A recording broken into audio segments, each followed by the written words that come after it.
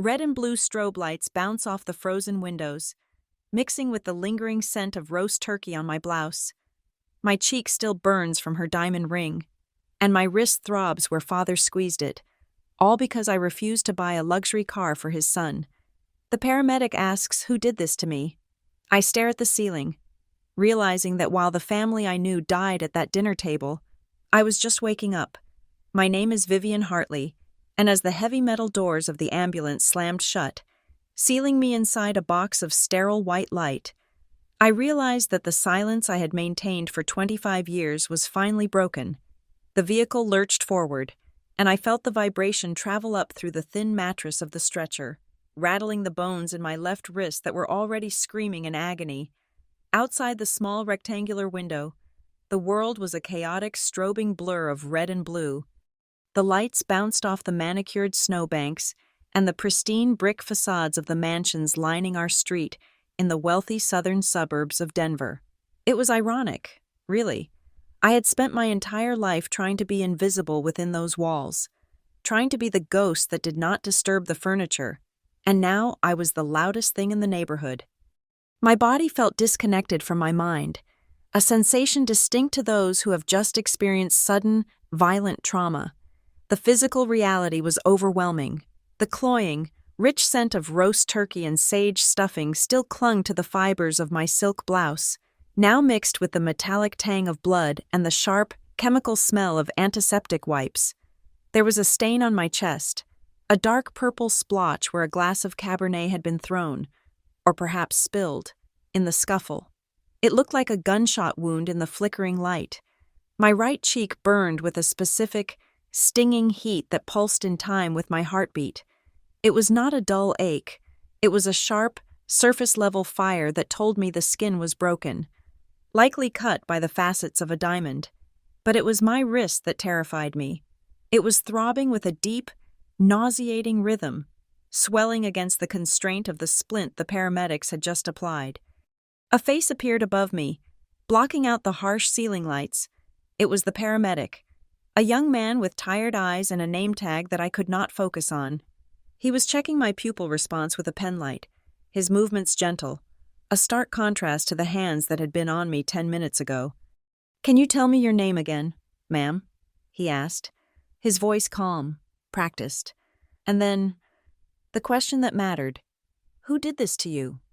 I opened my mouth to answer, but the words felt like jagged stones in my throat. My jaw was stiff, aching from the tension of clenching my teeth to keep from screaming. I wanted to say his name. I wanted to say her name, but the training ran deep. For a quarter of a century, the prime directive of the Hartley family was absolute discretion. We did not air dirty laundry. We did not raise our voices where the neighbors could hear.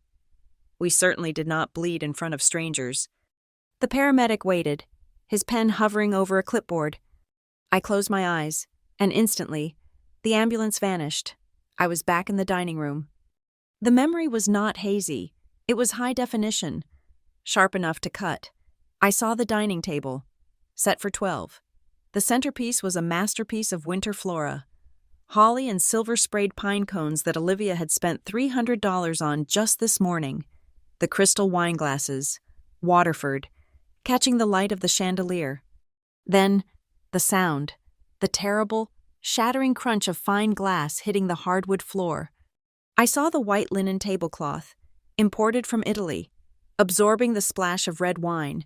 It spread like a bloom of fresh blood, creeping toward the edge of the table. And I heard him, Thomas Hartley, my father.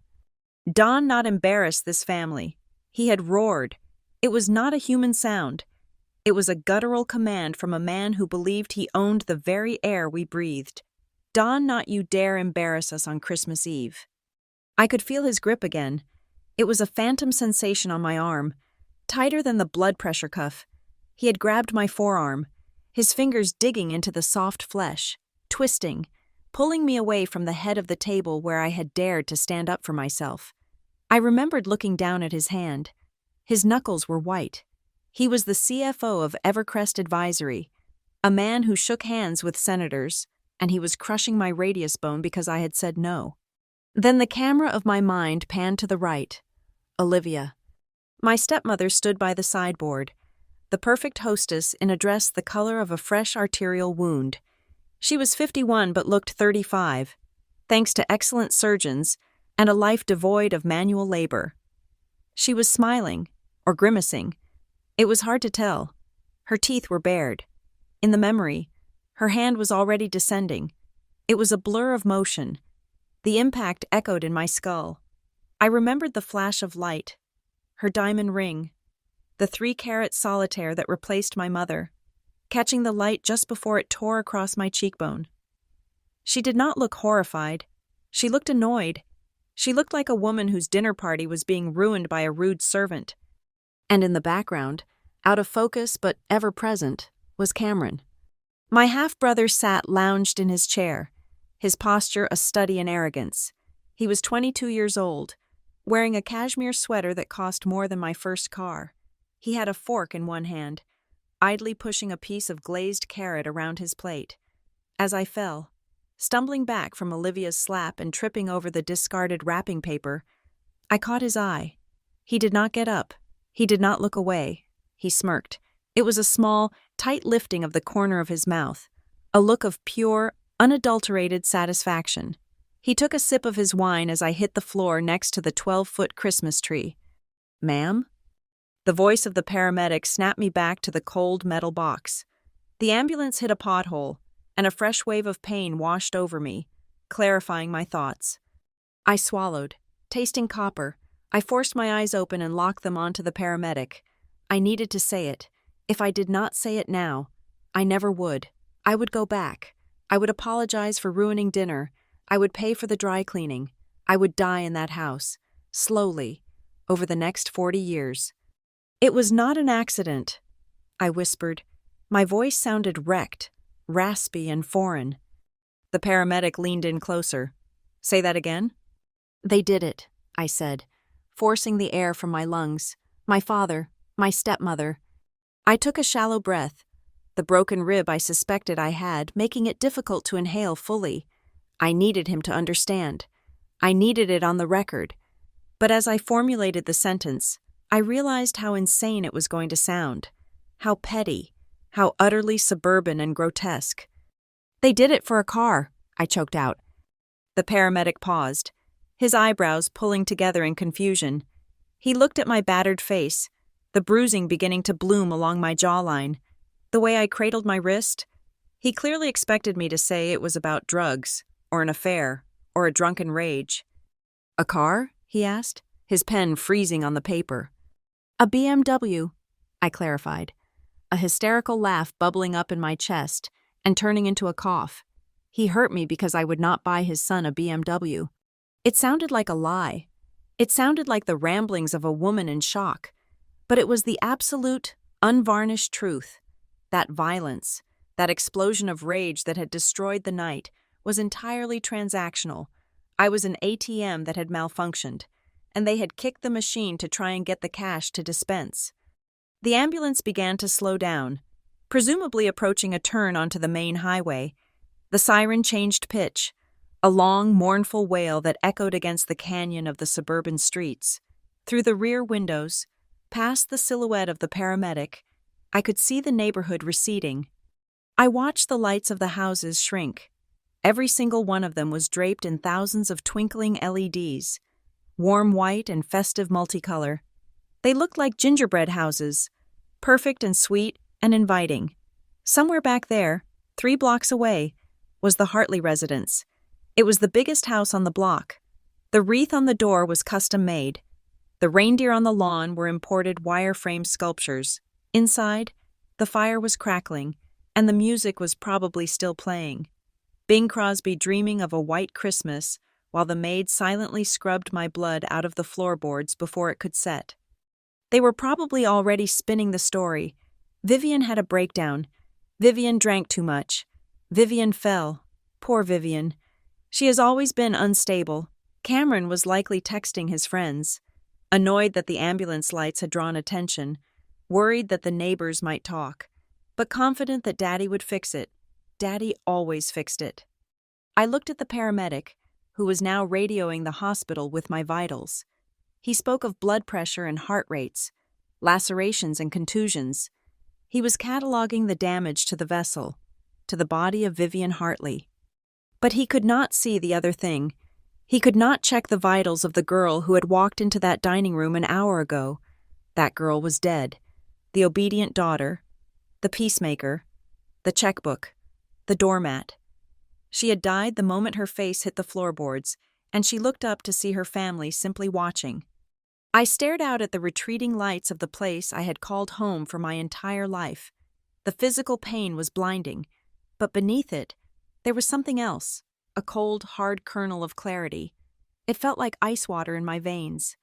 "I am not dying tonight," I thought, the words echoing in my head with the rhythm of the siren. I watched the last of the neighborhood disappear around a bend, the darkness of the highway swallowing the fake festive cheer. Tonight, I was born again. The Vivian who begged for love was gone.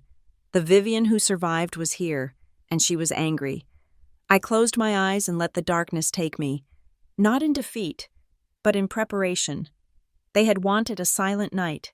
I would ensure they never knew a moment of peace again. To understand why I lay bleeding in the back of an ambulance without shedding a single tear, you have to understand the architecture of my silence. It was not something that happened overnight. It was built, brick by brick, over 2 decades in the pristine, tree-lined vacuum of the southern Denver suburbs.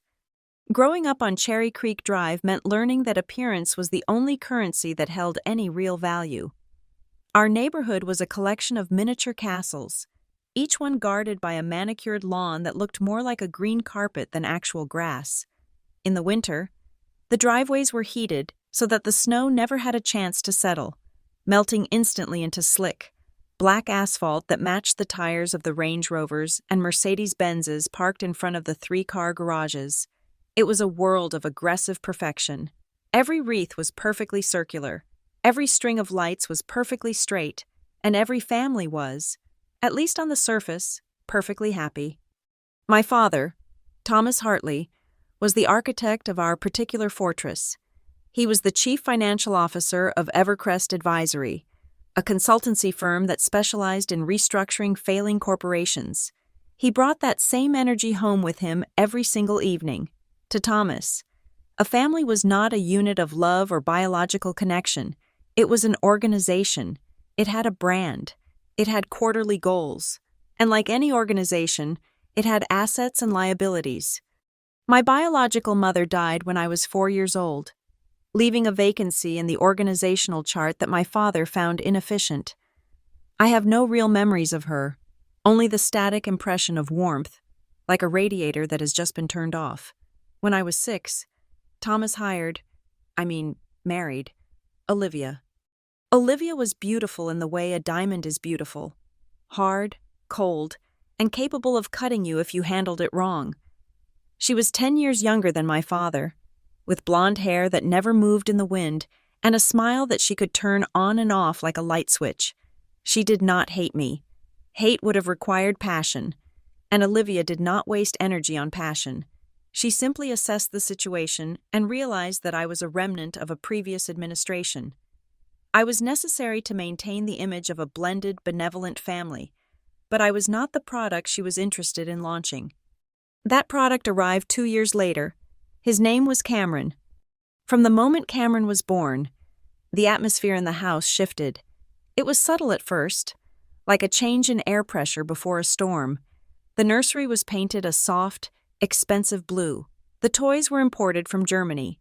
When Cameron cried, the whole house stopped to comfort him. When I cried because I had scraped my knee, I was told to go to the bathroom and clean myself up so I did not stain the carpet. By the time I was 12 and Cameron was 4, the rules of our existence had been solidified into a system of rewards and punishments that defied all logic. It was a psychological experiment where the control group, me, could never win, and the variable group, Cameron, could never lose. I remember coming home from school one afternoon in 7th grade. I had just received my report card. I had a 4.0 grade point average, straight A's in every subject, including advanced placement math. I walked into the kitchen, where the granite countertops were so polished you could see your own distorted reflection in them. Olivia was sitting at the island, flipping through a catalog for patio furniture. I put the report card on the counter, sliding it toward her.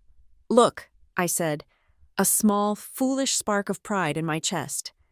Olivia glanced at it. She did not pick it up. She just looked at the letter A at the top of the column and then went back to her magazine. "Well, of course, Vivian," she said, her voice flat. "That is what you are supposed to do. You are the oldest. Do not expect a parade for doing the bare minimum." I took the report card back, feeling foolish. 2 hours later, Thomas came home. He walked past me to scoop Cameron up in his arms. Cameron, who was in preschool, had brought home a drawing of a turkey. It was a scribble. It looked nothing like a turkey. It looked like a brown explosion.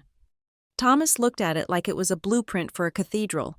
"Look at this," he boomed, his voice vibrating the walls. "My boy is an artist. Olivia, look at the perspective. We need to celebrate.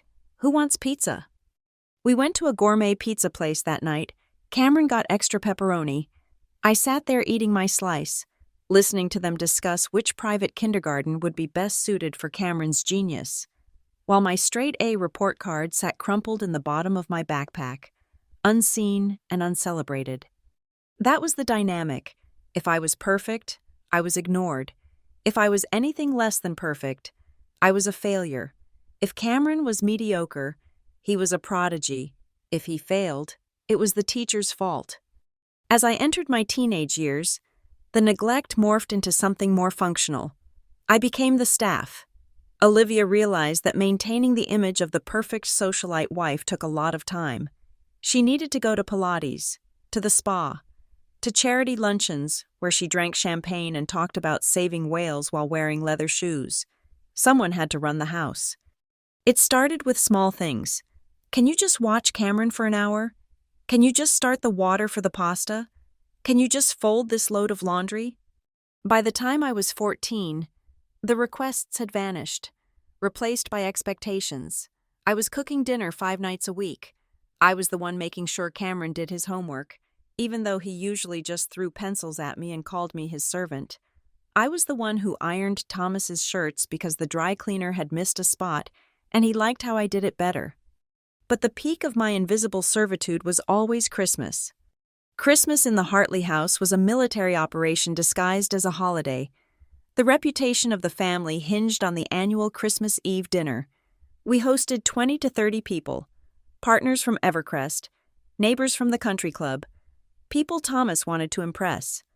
When I was 15, the preparation for this dinner fell almost entirely on my shoulders. Olivia was the creative director. I was the labor. She would drift into the kitchen holding a glass of Chardonnay, point at a recipe in a magazine, and say, "We are doing this duck confit this year. Vivian, make sure you buy the right herbs." I would spend 3 days prepping. My hands smelled permanently of garlic and onions. I had burns on my forearms from the oven racks that I hid under long sleeves. I polished the silver until my fingers cramped. I ironed the tablecloths. I set the table with a ruler to ensure the forks were perfectly aligned. During the party, Olivia would float through the room in a silk dress, accepting compliments. "Oh, Olivia, this duck is divine," a guest would exclaim. Olivia would smile that terrifying, perfect smile and say, "Thank you. It is a family secret." She never mentioned that the secret was her 15-year-old stepdaughter sweating in the kitchen while everyone else opened presents. I was not beaten. I want to make that clear. Thomas never took a belt to me when I was a child. Olivia never locked me in a closet. To the outside world, this made my complaints invalid. How could I be abused? I lived in a 5-bedroom house. I wore clean clothes. I went to a good school. But abuse is not always a bruise. Sometimes, it is being slowly erased until you are not sure you actually exist. The moment that broke something fundamental inside me happened the winter I turned 16. I had entered a statewide essay contest. The topic was winter in Colorado. Writing was my escape. It was the one place where I could be loud, where I could take up space. I poured everything into that essay. I wrote about the silence of the snow, the way the mountains looked like jagged teeth against the gray sky. It was dark. and it was real. I won first prize. It came with a certificate and a check for $50. $50 felt like $1,000,000 to me, but it was the certificate I cared about. It was gold foil, embossed, with my name, Vivian Hartley, printed in elegant calligraphy. I came home that afternoon, my heart hammering against my ribs. The house was quiet. I walked into the kitchen, looking for a magnet. I wanted to put it on the refrigerator. It was a cliché, I know, but I wanted that one classic American childhood moment. I wanted my achievement to be displayed in the center of the home. I stopped in front of the stainless steel, double-door refrigerator. It was covered. Every square inch of the surface was plastered with photos of Cameron. Cameron playing basketball, Cameron sitting on the bench, Cameron drinking water, Cameron holding a participation trophy from a tournament where his team had placed fourth. There was a schedule for his practice games. There was a drawing he had done of a basketball hoop. I stood there, holding my gold certificate, looking for a single inch of empty space. There was none. Olivia walked in then, carrying a bag of groceries. She saw me standing there. "Move, Vivian," she said, nudging me aside with her hip. "I need to put the milk away." I held up the certificate. I won the essay contest. I said, my voice was small, "First place in the state." Olivia glanced at it while opening the fridge door. "Oh, that is nice. Did you remember to defrost the chicken for dinner? Cameron has a big game tomorrow. He needs protein." She did not even pause. She did not ask to read it. She did not say congratulations. I looked at the fridge again. I looked at Cameron's blurry face smiling back at me from 20 different angles. "I understand," I said quietly. I took the certificate upstairs to my room. I opened the bottom drawer of my desk, where I kept my socks, and I slid it underneath them. I never took it out again. That night, I learned the unspoken rule that would govern the next 9 years of my life. I was the eldest daughter. My purpose was not to shine. My purpose was to be the foundation.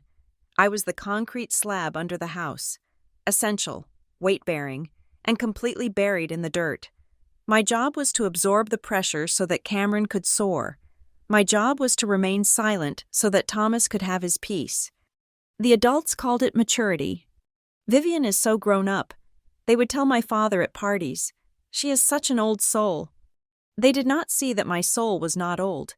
It was tired. It was exhausted from carrying the emotional weight of 3 people. The night of the essay incident, I lay in my bed in the cold room at the end of the hall. The heating vent in my room had been broken for 2 years, but Thomas kept forgetting to call the repairman because the heating in the master bedroom and Cameron's room worked fine. I could hear the television booming from the living room below. They were watching a movie. I could hear Cameron laughing, a loud barking sound that was filled with the confidence of a boy who has never been told to be quiet. I stared up at the ceiling. The streetlights from outside reflected off the snow and cast long, strange shadows across the plaster. In the corner of my eye, I could see the red and green glow of the Christmas lights that Thomas had strung up along the eaves. They blinked on and off, a rhythmic, hypnotic pulse. I pulled the duvet up to my chin, shivering. I made a choice then. In the dark, I decided that I would be what they needed. I would be the peacekeeper. I would be the balancer. If the house was tilting because Thomas was angry or Olivia was stressed or Cameron was needy, I would throw my weight to the other side to keep it upright. I would make myself heavy. I would make myself solid. I thought I was saving myself. I thought that if I made myself indispensable, they would eventually have to love me. I thought that if I gave them everything, eventually they would give me something back. I did not know then, as I watched the red and green lights dance on the ceiling, that I was digging my own grave. I did not know that being the balancer meant you were the one who got crushed when the structure finally collapsed. I just closed my eyes and listened to the happy family downstairs, pretending that I was part of it, pretending that the cold in my room was just the weather and not the temperature of my life.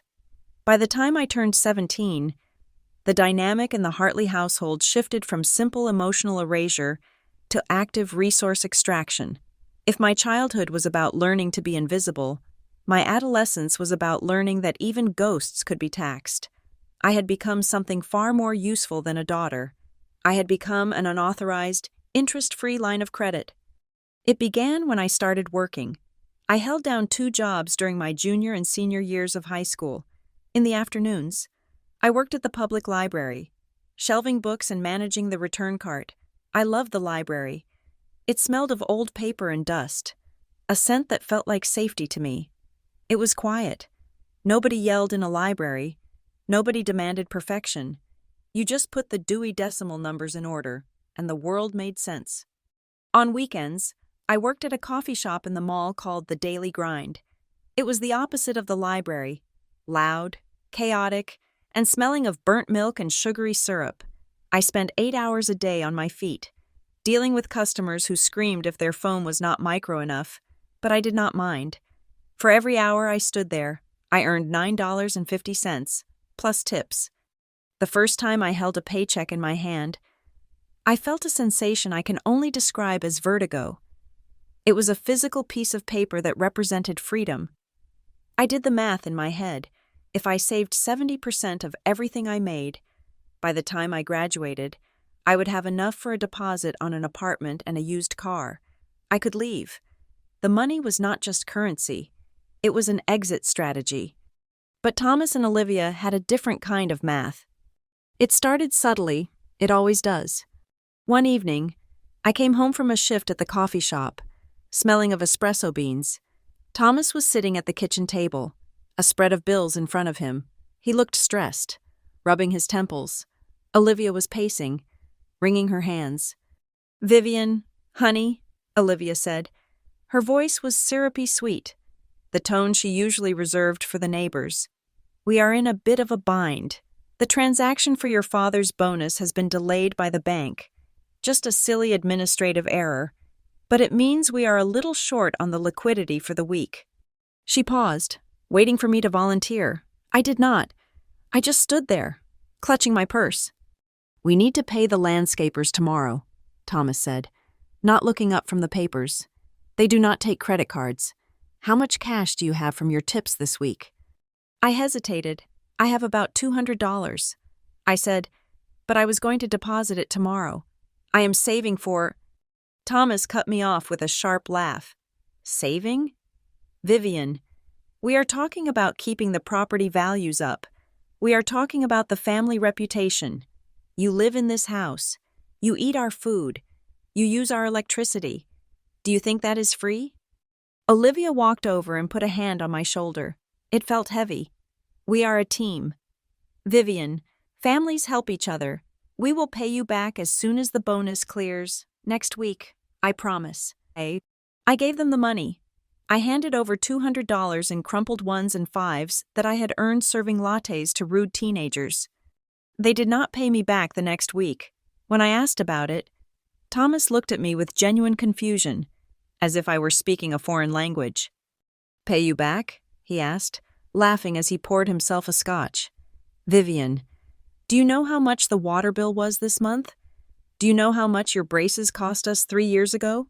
Let us call it a contribution to the household, shall we? Do not be petty." That was the first lesson. My money was not my money. It was the family's contingency fund.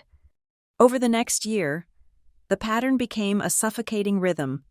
Every time my bank account hit a specific number, usually around $500 or $600, a crisis would manufacture itself.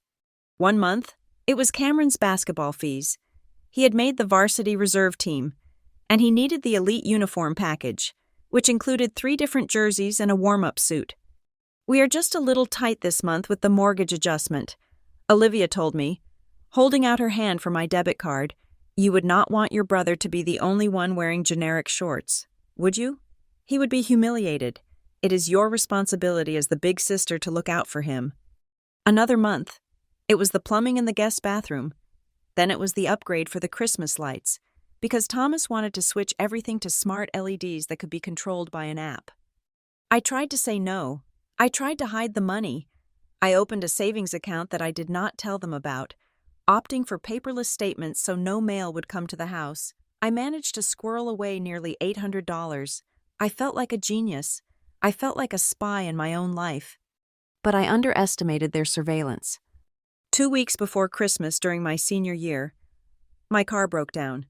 It was a 15-year-old sedan I had bought from a neighbor for scraps. I needed it to get to work. I mentioned at dinner that I needed a new alternator. Thomas smiled. "Well, good thing you have that $800 in your rainy day fund at First National," he said casually, slicing his steak. My blood ran cold. "How did you know about that?" Thomas chewed slowly. Enjoying my panic. "I am the head of this household. Vivian, I monitor the network. You logged into the bank portal on the family Wi-Fi. Did you think you could hide assets from me?" He leaned forward, his face hardening. "And honestly, I am hurt. Hiding money? Like we are thieves? We feed you, we clothe you, and you are hoarding cash like a miser while we are struggling to give your brother a decent Christmas?" The next day, my car was not fixed.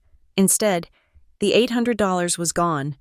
Thomas had made me transfer it to him to cover an unexpected assessment from the Homeowners Association. He told me I could take the bus to work. "It builds character," he said. I began spending more time at the library, not just to work, but to read. I stopped looking at fiction and started looking at psychology and law. I typed phrases into the search bar on the public computers, careful to clear the history afterwards. Controlling parents. Narcissistic family structure. And then, I found the term that made everything click into place. Financial abuse. I read articles about partners who controlled every dime to keep their spouses from leaving. I read about parents who sabotaged their children's financial independence to keep them tethered to the home as caregivers or servants. I read about the concept of economic control. It was not normal. That was the revelation. It was not normal for a father earning 6 figures to demand his teenage daughter's tip money to pay for landscaping. It was not normal for a mother to guilt-trip a high school student into buying designer sneakers for her younger brother. They were not just strict, they were feeding off me. One Tuesday night in late November, I stayed late at the coffee shop to cover a shift for a coworker. I came home around midnight. The house was dark, the only light coming from the study where Thomas usually worked late. The door was cracked open. I heard voices. I stopped. I knew I should keep walking. Eavesdropping in the Hartley house was a crime punishable by weeks of silent treatment. But something in Thomas's voice made me freeze. He sounded desperate. "We cannot refinance again. Olivia," he was hissing, "we are already leveraged at 90%. If the appraisal comes in low, we are underwater. I cannot cut the Christmas party. Thomas." Olivia's voice was a frantic whisper. "The invitations are already out. If we cancel, people will talk. They will know." "Let them talk," Thomas snapped. "I am shuffling debt between 3 different credit cards just to keep the lights on. The tuition for Cameron's private college next year? I have no idea where that is coming from." There was a silence, and then Olivia spoke, her voice lower, more calculating. "What about the trust?" she asked. "Arthur's money?" Thomas scoffed. "We cannot touch that. The old man locked it up tight. Only Vivian can access it when she turns 18. "Well," Olivia said, her voice turning into that sweet, poisonous honey, "then we just have to make sure Vivian understands that the money belongs to the family. She is a good girl. She is obedient. If we frame it right, an investment in her brother's future, a way to save the house, she will sign it over." I stood in the hallway, my hand hovering over the banister, feeling like the floor had dropped out from under me. The perfect house, the BMWs, the designer clothes, it was all a lie. They were broke. They were drowning in debt to maintain a facade of wealth, and I was the lifeboat they were planning to cannibalize. The realization hit me with the force of a physical blow. They did not just want my tip money, they were waiting for the big payout. They were waiting for whatever my grandfather Arthur had left me, a figure I did not even know, to plug the holes in their sinking ship. That Christmas, my 18th, was the most grotesque display of inequality I had ever witnessed. Under the 12-foot tree, the pile of gifts for Cameron was obscene. There was a new gaming PC. There were boxes of designer clothes. There was a set of high-end golf clubs. For me, there was a single box. It contained a scarf.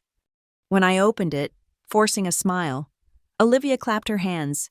"It is cashmere," she said. "And really, Vivian, your gift this year is everything we have done for you. The AP exam fees we paid, the food on this table. You are an adult now. You understand that resources are finite. We wanted to make sure Cameron had a special morning." Cameron tore into his gifts, shredding the paper, tossing the expensive items aside after a momentary glance. "Cool," he said about the $1,000 computer. "Thanks." He looked at me, holding my scarf. "Nice scarf. Viv, matches your eyes," or whatever. He laughed, and Thomas laughed with him. I sat there, folding the scarf into a perfect square, my mind racing. They were not just bad with money, they were predators, and I was the prey. 2 weeks later, on a freezing January night, I was closing up the coffee shop. I was counting the cash in the register, my fingers stained with ink and coffee grounds. The mall was empty, the security gates rolling down over the storefronts. I looked out the plate glass window toward the parking lot. A car drove slowly past the entrance. It was a white BMW. It was brand new, gleaming under the parking lot lights. It was not Cameron's car. He was not allowed to drive at night yet, but as it passed, I saw him in the passenger seat. He was laughing, his head thrown back, holding a takeout cup from some expensive burger place. He was with his friends, living the life of a golden prince, without a worry in the world. The car idled at the stop sign, and for a second, I could see his face clearly. He looked so entitled. He looked like he believed the world existed solely to pave the road in front of him. A memory surfaced, sharp and stinging. It was from a few months prior, when I had asked Thomas if he would help me buy a cheap used car so I did not have to take the bus. Thomas had chuckled, patting Cameron on the back. "Sorry, Vivian, cars are expensive, but tell you what, when Cameron turns 23, after he graduates, I'm going to get him a top-of-the-line 5 Series, and maybe, if you are nice, he will let you drive his old one." The BMW in the parking lot revved its engine and sped off, disappearing into the winter night. I looked down at the stack of $1 bills in my hand. My tips for the night, $24. I gripped the money until my knuckles turned white. They thought I was a resource. They thought I was a savings account they could drain whenever they wanted. They thought I would hand over my grandfather's trust to buy that boy a car. I put the money in my pocket. "Not this time," I whispered to the empty coffee shop. I was done being the bank. I was done being the safety net. If they were drowning, I was not going to be the one to pull them out. I was going to be the one who stood on the shore and watched. But first, I needed to survive until I could get my hands on that trust fund before they did.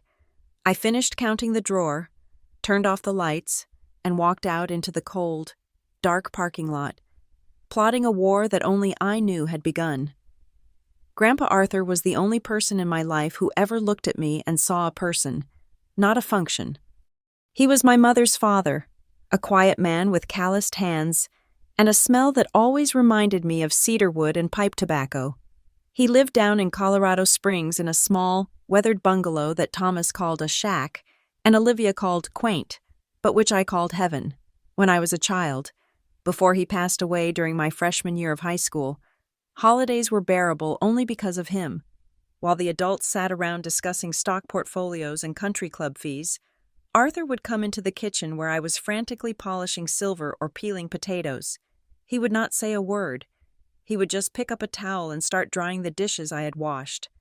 He would look at me with these sad, watery blue eyes that matched mine, and squeeze my shoulder.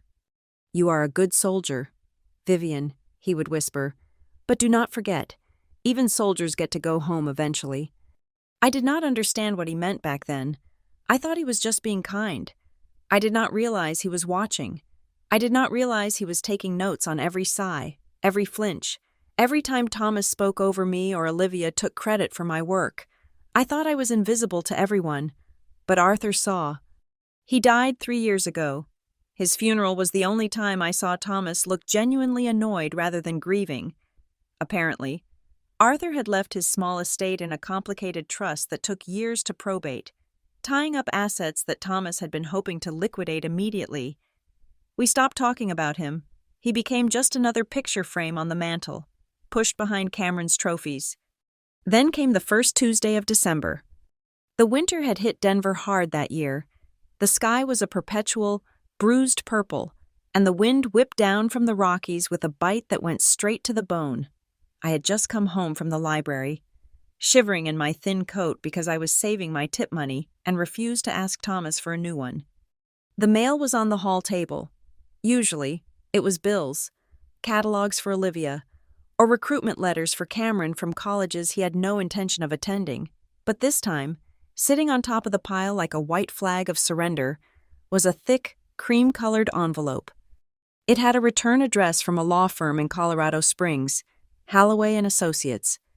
And right in the center, typed in severe, black ink, was my name. Ms. Vivian Marie Hartley. Not the Hartley family, not to the parents of Vivian Hartley, just me. I picked it up. My hands were trembling, not from the cold, but from the sudden, terrifying weight of privacy.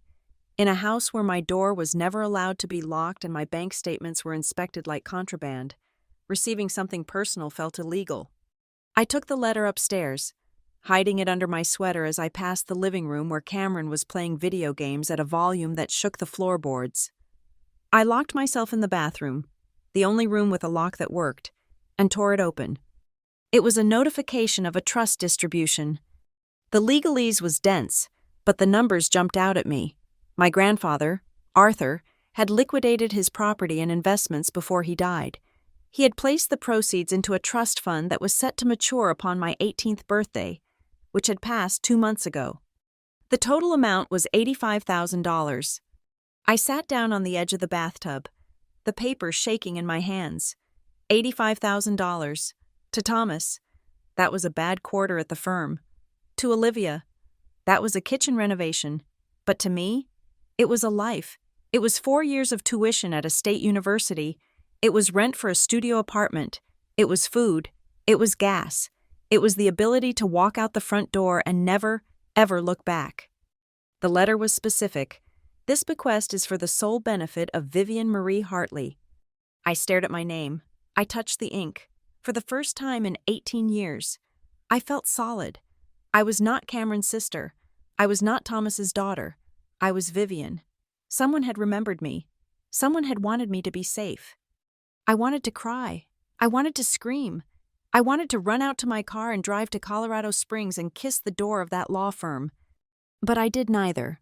I folded the letter, put it back in the envelope, and hid it inside the lining of my winter boots in the back of my closet. I needed a plan. I needed to figure out how to access the money without them knowing. I should have known that in the Hartley house. Secrets have a shelf life of roughly 0 minutes. 2 days later, on a Thursday evening, the phone rang. We were at the dinner table. We were eating a pot roast that I had slow-cooked for 8 hours. Thomas picked up the landline, his voice booming his standard executive greeting. Hartley residence, Thomas speaking. He paused. His eyes flicked to me. They narrowed, sharpening into that predatory focus I knew so well. Yes, this is her father. She is a minor. I gripped my fork. I was not a minor.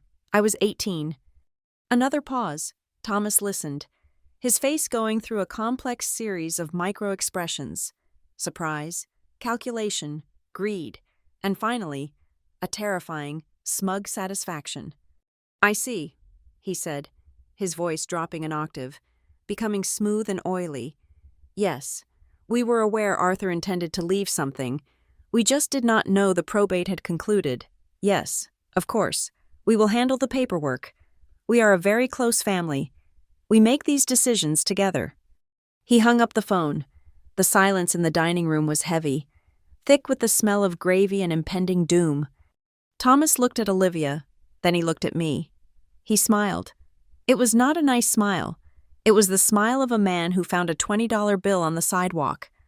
Well, Vivian, he said, picking up his wineglass, it seems you have been holding out on us. That was Mr. Holloway, Arthur's lawyer. Olivia perked up instantly. Arthur? Did he leave money? I thought the house sale barely covered his debts. Thomas chuckled, shaking his head. Oh, no. The old fox had a nest egg. $85,000. Sitting in a trust for our Vivian. Olivia gasped. She turned to me, her eyes wide and glittering. Vivian! That is wonderful! Oh, your grandfather was such a sweet man. He knew how much this family has struggled lately. He wanted to help us. I felt the air leaving the room. Help us. It is in my name, I said. My voice was quiet, but it was there. The letter said it is for me.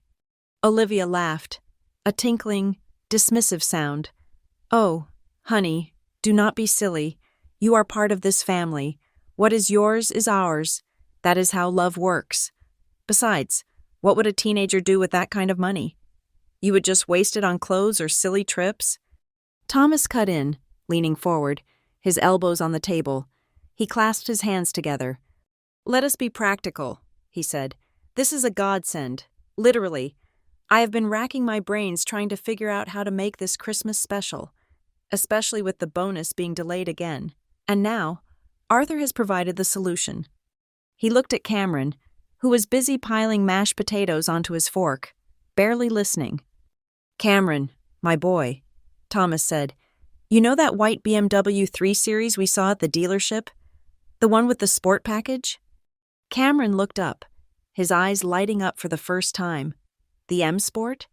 The one with the red leather interior? Thomas nodded, grinning. It is $65,000 out the door, a lot of money, but with Arthur's gift, we can put down a massive payment, maybe buy it outright if we get a deal. It would be the perfect investment. I dropped my fork. It clattered against the china, a sharp, jarring sound. Investment? I asked. I felt a heat rising in my chest, a mixture of panic and rage. How is a car for Cameron an investment? Thomas turned to me, his expression hardening. He looked at me like I was a slow employee who was failing to grasp a basic concept. It is about the image, Vivian, he explained patiently, as if talking to a toddler. Cameron is going to start interning next summer. He needs to look the part. He needs to project success in our world. Perception is reality. If he rolls up in a beat-up sedan, he is a nobody. If he drives a BMW, he is a player. He is a Hartley. It is an investment in the family brand. He took a sip of wine. Besides, it is what Arthur would have wanted. He loved Cameron. He would want his grandson to have a head start. I felt tears pricking my eyes. Arthur barely knew Cameron. Cameron had refused to visit the smelly old house for the last 5 years of Arthur's life. But what about me? I asked. My voice cracked. The table went silent. Thomas put his glass down slowly. Olivia stopped chewing. Even Cameron looked at me, confused by my audacity. What about you? Thomas repeated, his voice dangerously low. I need that money for college. I said, I want to move out. I want to study law. Grandpa left it for me. Thomas sighed, a long, exaggerated exhalation of disappointment. He looked at Olivia. You see, he said to her, this is the selfishness I was talking about.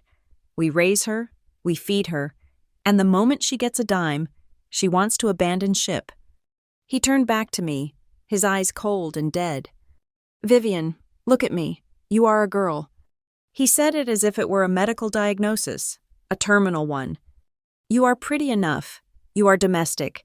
You will find a husband, a good man who will take care of you, just like I take care of Olivia. You do not need a career.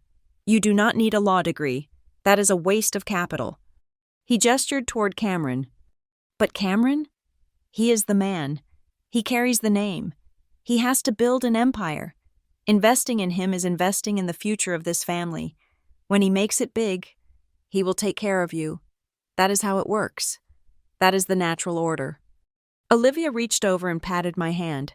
Her skin was soft, but her grip was tight. Your father is right, sweetie, she cooed. Do not be greedy. Think of how happy your brother will be on Christmas morning. Imagine the look on his face. Do you really want to take that away from him just so you can go live in some dorm room and read boring books? It is Christmas. Vivian, it is a time for giving.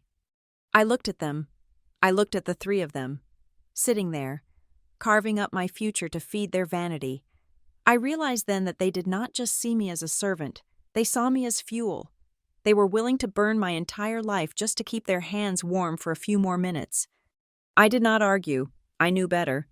Arguments in the Hartley house were not won with logic. They were won with volume and power, and I had neither. "Okay," I said softly. Thomas smiled, satisfied. "Good girl. We will go to the lawyer's office tomorrow. You will sign the release forms, and we will get that check deposited into the joint account before the dealership closes for the weekend." The next morning, Thomas drove me to Halloway and Associates. He was in a fantastic mood, whistling along to the radio, tapping his fingers on the steering wheel. He talked the whole way about the features of the BMW, about how jealous the neighbors would be. When we arrived, the office was in a small, brick building that smelled of old paper, just like Arthur. We walked into the conference room. Mr. Halloway was there. He was an older man, bald, with wire-rimmed glasses, and a suit that looked like it had been bought in 1990. Thomas strode in, hand extended, taking up all the space in the room. "Mr. Halloway, a pleasure," he boomed. "We are here to wrap this up. Vivian is ready to sign. We have a big purchase to make for the family." Mr. Halloway shook Thomas's hand briefly, but his eyes were on me. He looked at me with a strange intensity. He did not smile. "Mr. Hartley," he said, his voice dry and scratchy, "I have the paperwork prepared. However, by law, since the beneficiary is now an adult, I am required to review the terms of the trust with her privately. Just standard protocol, ensuring she understands the tax implications." Thomas bristled. "Privately? I am her father. I manage her finances." "Standard protocol," Mr. Halloway repeated, not backing down. "It will only take 5 minutes. You can wait in the reception area. They have excellent coffee." Thomas hesitated. He looked at me, his eyes drilling a warning into my skull. "Remember the plan. Do not mess this up." 5 minutes, Thomas snapped. "We have a schedule." He walked out, slamming the door behind him. The room went quiet. Mr. Halloway looked at the door to make sure it was latched. Then he turned to me. His expression softened. He looked so much like Arthur in that moment that my chest ached.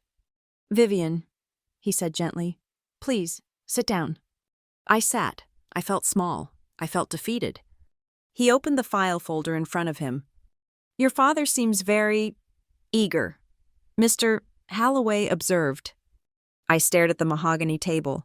"He wants to buy a car," I whispered. "For my brother." Mr. Halloway sighed. He took off his spectacles and polished them with a handkerchief. "Arthur told me this might happen," he said. I looked up, startled. "He did?" Mr. Halloway nodded. "Your grandfather was a very observant man. Vivian, he knew your father. He knew he liked to spend money he did not have, and he knew that you were the one who usually paid the price." He slid a piece of paper across the table. It was not the release form. It was a single sheet of heavy bond paper with a blue seal at the bottom. "This," Miss Halloway said, "is the addendum to the trust. It is a document your grandfather and I drafted 3 years ago. It is what we call a hardship clause, but it is a very specific one." I read the text. The words swam before my eyes, but the meaning was clear. In the event that the beneficiary, Vivian Marie Hartley, faces coercion, financial duress, or pressure to use the funds for purposes other than her own education or housing, she is granted the immediate right to liquidate the entirety of the trust without the consent of any guardian or parent. I looked at Mr. Halloway. "What does this mean?" "It means," he said, leaning forward, "that you do not have to put this money into a joint account. It means I can issue you a cashier's check today, in your name only, or I can wire it to a new account that only you control. Your father has no legal claim to it. If he tries to force you, he is violating the terms of the will, and the money automatically locks into an escrow account that he cannot touch for 10 years. He paused. "Arthur wanted you to have an eject button. Vivian. He knew they would try to take it. He wanted to make sure you could say no. I touched the paper. It felt warm, as if Arthur's hand was still on it. If I take the money, I asked, my voice trembling, they will be furious. Mr. Holloway looked at me with sad, kind eyes. They will be furious either way. Vivian, the question is, do you want to be furious and poor, or furious and free? I thought about the BMW. I thought about the scarf.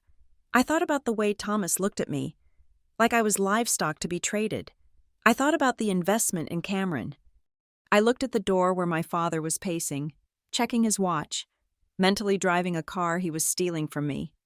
I picked up the pen. I do not want the check today, I said, my voice steadying. If I take it now, he will just take it from me in the car. Mr. Holloway nodded. Smart. Keep it here, I said. I will open a new account at a different bank tomorrow. I will come back alone. But today I need to make them believe I'm going along with it. I need time to pack. Mr. Holloway smiled, a genuine smile. Your grandfather said you were smart. He said you were a survivor. I signed the acknowledgement of the addendum. I felt a shift in the universe. For the first time, I had a weapon. It was a piece of paper, but it was sharper than any knife. I stood up. I am ready, I said. Mr. Holloway opened the door. Thomas was standing right there, his face red with impatience. Done? Thomas barked. Mr. Holloway put on his best poker face. He was a professional. All reviewed. Mr. Hartley, the transfer process has been initiated. It usually takes a few business days for the funds to clear the International Clearinghouse due to the way the assets were structured. Just a formality. Thomas frowned. A few days? We need it by the 24th. It should be there by the morning of the 24th. Mr. Holloway lied smoothly, just in time for Christmas. Thomas grinned, clapping his hands together. Perfect. Absolutely perfect. He put his arm around my shoulder, squeezing it tight. Good job. Vivian, you did the right thing. You made the family proud. I walked out into the cold winter air, his heavy arm weighing me down. He thought he was hugging his daughter. He did not realize he was hugging a ticking time bomb. The 24th, that was the deadline. That was the day the money would supposedly arrive. That was the day he expected to buy the BMW. And that was the day I was going to burn his perfect little world to the ground.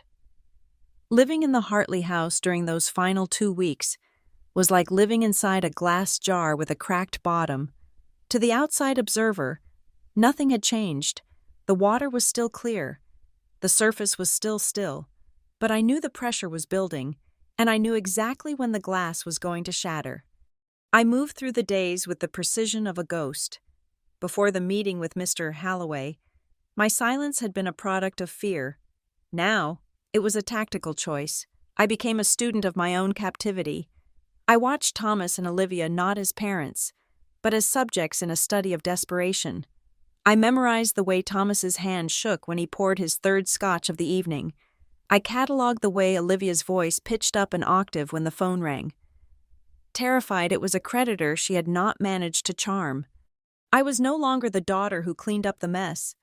I was the spy documenting the collapse. The real work happened in the margins of the day. 3 days after signing the initial papers, I used my lunch break at the library to go back to Mr. Holloway's office. I told Olivia I was picking up extra shifts to buy Christmas presents for the family, a lie she accepted readily because it fit her worldview that I existed to serve them. Mr. Holloway met me in the same conference room. The air smelled of old law books and peppermint tea. It is done, he said, sliding a thin file across the mahogany table. I opened it. Inside were the details of a new checking account at a credit union on the other side of Denver, a bank that had no affiliation with the ones Thomas used. The account was in my name only. The balance was $85,000. I stared at the number. It was not just a number. It was oxygen. Mr. Holloway leaned forward, his voice low. I have also set up a recurring transfer from your current account, the one your father monitors, to this one. It is small enough that he might not notice immediately, disguised as a recurring subscription fee.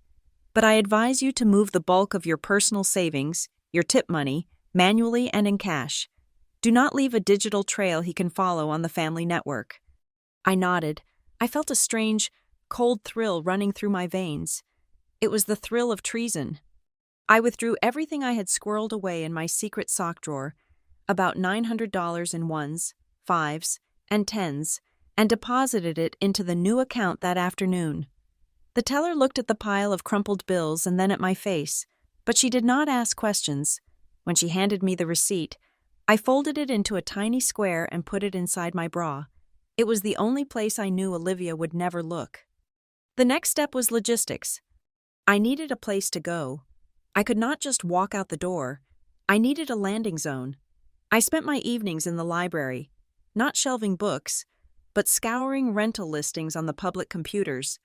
I knew I could not afford the luxury apartments near the tech center. I needed something invisible. I found a listing for a studio apartment in Capitol Hill. It was 400 square feet. The rent was $900 a month. The photos showed a linoleum floor that was peeling in the corners and a refrigerator that looked like it was from the 1970s. It was perfect. I scheduled a viewing during a time when I was supposed to be grocery shopping for the Christmas party. I drove my beat-up sedan to the city, my heart hammering against my ribs every time I checked the rearview mirror, half expecting to see Thomas's sleek black Mercedes following me. The landlord was a guy named Rick, who smelled like cigarette smoke and damp wool. He unlocked the door to Unit 4B. "It is not the Ritz," Rick grunted, leaning against the doorframe. "Heat is included. You pay electric. No pets." I walked into the room. It smelled of stale cooking oil and lemon cleaner. The window looked out onto a brick wall. The kitchen was just a sink and a hot plate. It was the most beautiful thing I had ever seen. "I will take it," I said. Rick blinked. "Do not you want to check the water pressure?" "I will take it," I repeated. "I can pay the deposit and the first month's rent in cash today. Can I get the keys on the 26th? Rick shrugged. "Cash is king, sweetheart. You bring the money. I give you the keys." I drove home that day with the ghost of a smile on my face. I had a secret. I had a key waiting for me. I had a door that I could lock. But escape required more than just a room. It required safety. I knew Thomas. I knew that when his control was threatened, he did not just get angry, he got destructive. I went to a big box store on the edge of town, wearing a hat and sunglasses, and bought a prepaid burner phone with cash. It was a cheap plastic brick, nothing like the latest iPhone Cameron had just demanded for Christmas. I activated it in the parking lot.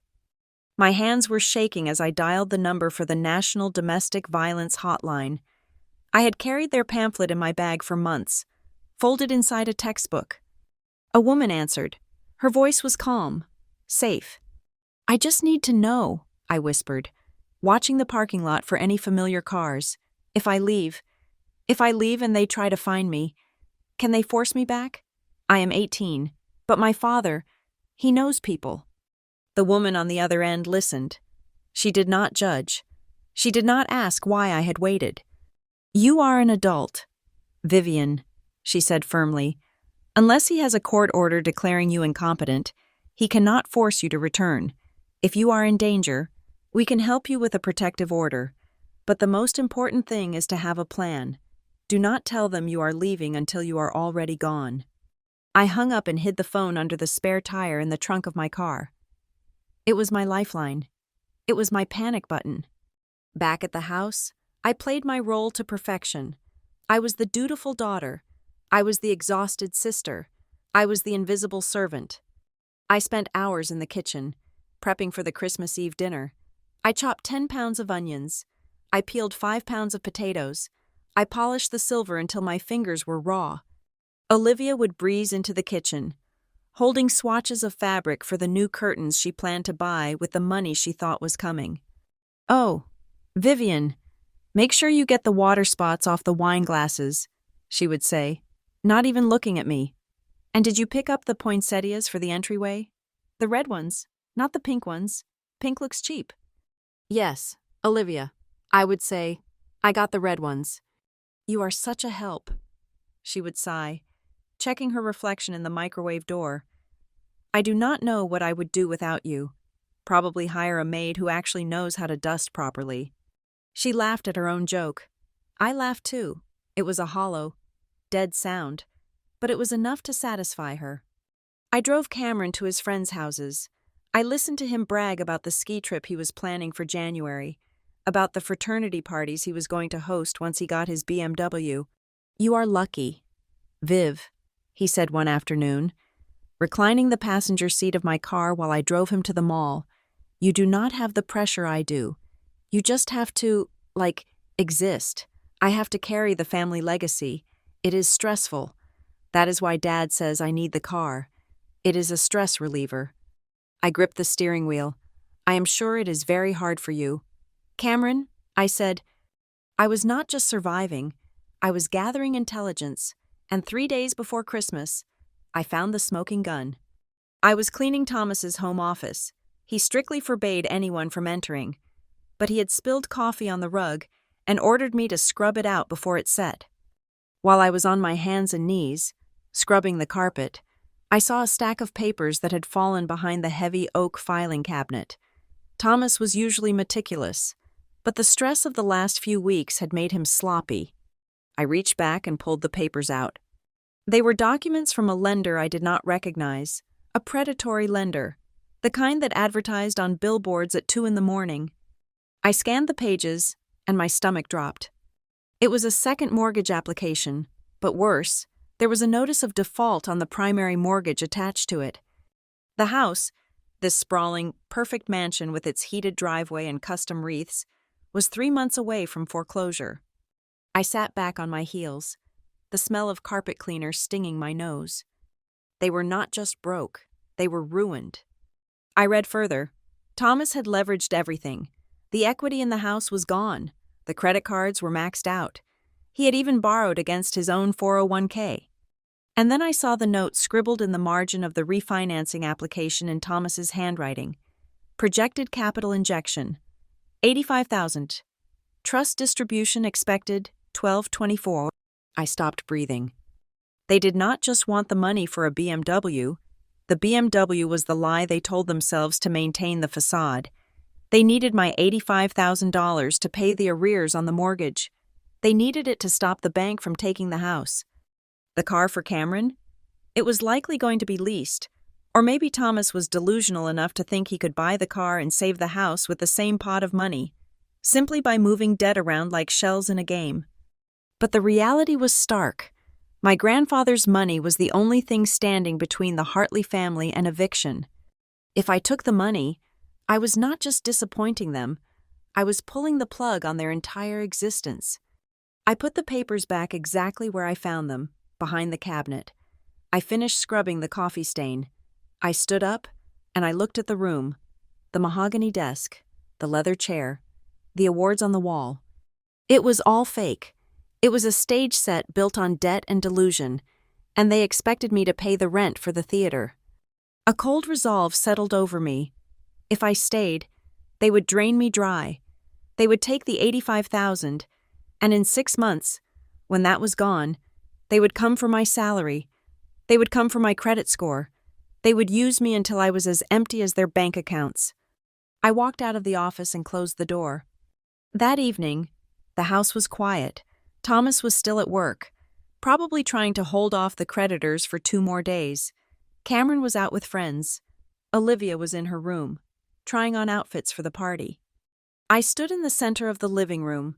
The 12-foot Christmas tree was lit, casting a warm, golden glow over the furniture. The fire was crackling in the gas fireplace. It looked like a postcard. I walked over to the fireplace mantel. There were 4 stockings hanging there. Thomas's was green velvet. Olivia's was white silk with rhinestones. Cameron's was huge. It was red velvet with gold embroidery, thick and plush, hanging heavy as if it were already anticipating the weight of the gifts it would receive. And then there was mine. It was the same one I had since I was 5. It was thin felt. The glitter glue that spelled out Vivian was peeling off. It looked like an afterthought. It looked like something you would find in a dollar store bin. I reached out and touched the rough fabric of my stocking. It felt cold. I looked at the pile of gifts already accumulating under the tree. The boxes wrapped in silver and gold paper, towering high. Most of them had tags that said, "To Cameron." I looked at the space where the BMW was supposed to be parked in the driveway on Christmas morning. They were so sure, they were so absolutely certain that I would hand over the check. It never even occurred to them that the quiet, obedient girl in the corner might have teeth. I felt the receipt from the bank burning against my skin inside my clothes. I felt the weight of the burner phone key hidden in my trunk. I felt the ghost of the key to apartment 4B in my pocket. I looked at Cameron's stocking one last time. "This Christmas will be the last," I whispered to the empty room. "This Christmas will be the last." I turned off the lights on the tree, plunging the room into darkness. I walked up the stairs to my cold bedroom, not to sleep, but to pack the one bag I would take with me when the world exploded. The 24th of December arrived, not with the gentle grace of a holiday, but with the frantic, high-stakes energy of a Broadway opening night where the lead actors had not learned their lines and the set was about to collapse. By 6 o'clock in the evening, the Hartley residence was a beacon of aggressive festivity. Every window was ablaze with warm white light. The garland on the staircase banister was fresh pine, woven with silk ribbons that Olivia had spent 3 hours tying into perfect bows. From the street, our house looked like the crown jewel of the neighborhood, a warm, inviting sanctuary against the biting Colorado winter. Inside, however, it was a pressure cooker. I was operating on 3 hours of sleep and a diet of adrenaline and black coffee. I had become a blur of motion, a machine designed solely to facilitate the comfort of others. The kitchen was a war zone of steam and scents. The dual ovens were working at maximum capacity, roasting the 20-pound turkey and the prime rib roast. The granite countertops were buried under trays of crystal glasses, silver platters of hors d'oeuvres, and bowls of winter fruit that were purely decorative. I moved between the kitchen and the living room like a ghost in an apron. I straightened the table settings for the 10th time, ensuring the napkins were folded into perfect swans, a skill Olivia had insisted I learn from a YouTube video 2 years ago. I filled the ice buckets. I lit the cinnamon-scented candles in the powder room. At 7 o'clock, the doorbell began to ring. They arrived in waves, shaking the snow off their expensive fur coats and cashmere scarves. These were the elite of our suburb, the people Thomas needed to impress to keep his facade alive. There were partners from Evercrest Advisory, men with firm handshakes and eyes that scanned the room to assess the value of the furniture. There were neighbors from the country club, women with frozen foreheads and diamonds that caught the chandelier light. I stood by the entryway, taking coats and offering glasses of champagne. "Merry Christmas, Vivian," they would say, handing me their heavy wool coats without looking at my face. "Merry Christmas," I would reply, my voice a practiced melody of subservience. I watched Olivia work the room. She was wearing a floor-length gown of emerald green velvet, her blonde hair swept up in a chignon that defied gravity. She held a glass of wine in one hand and touched people's arms with the other, laughing at jokes that were not funny. "She is just wonderful," I heard her say to Mrs. Gable, the wife of a bank vice president. "My stepdaughter. She is in the kitchen right now. She insisted on handling everything. Such a capable girl. We are so lucky she loves to serve." She did not say my name. I was just the stepdaughter. I was the domestic asset. I retreated to the kitchen to check the prime rib. My hands were shaking slightly, not from nervousness, but from a strange, vibrating anticipation. I touched the pocket of my skirt. The burner phone was there. The key to the apartment on Capitol Hill was there. The receipt for the transfer of $85,000 was tucked inside my bra, burning against my skin like a brand. I walked back out with a tray of bacon-wrapped scallops. The room was loud now, filled with the hum of conversation and the clinking of glass. I found Thomas standing near the fireplace, holding a tumbler of scotch that cost more than my first car. He was surrounded by 3 men, including his boss. "Mr. Sterling." Thomas looked flush. He looked victorious. "Great year for the firm," Thomas was saying. rocking back on his heels. And next year is going to be even better.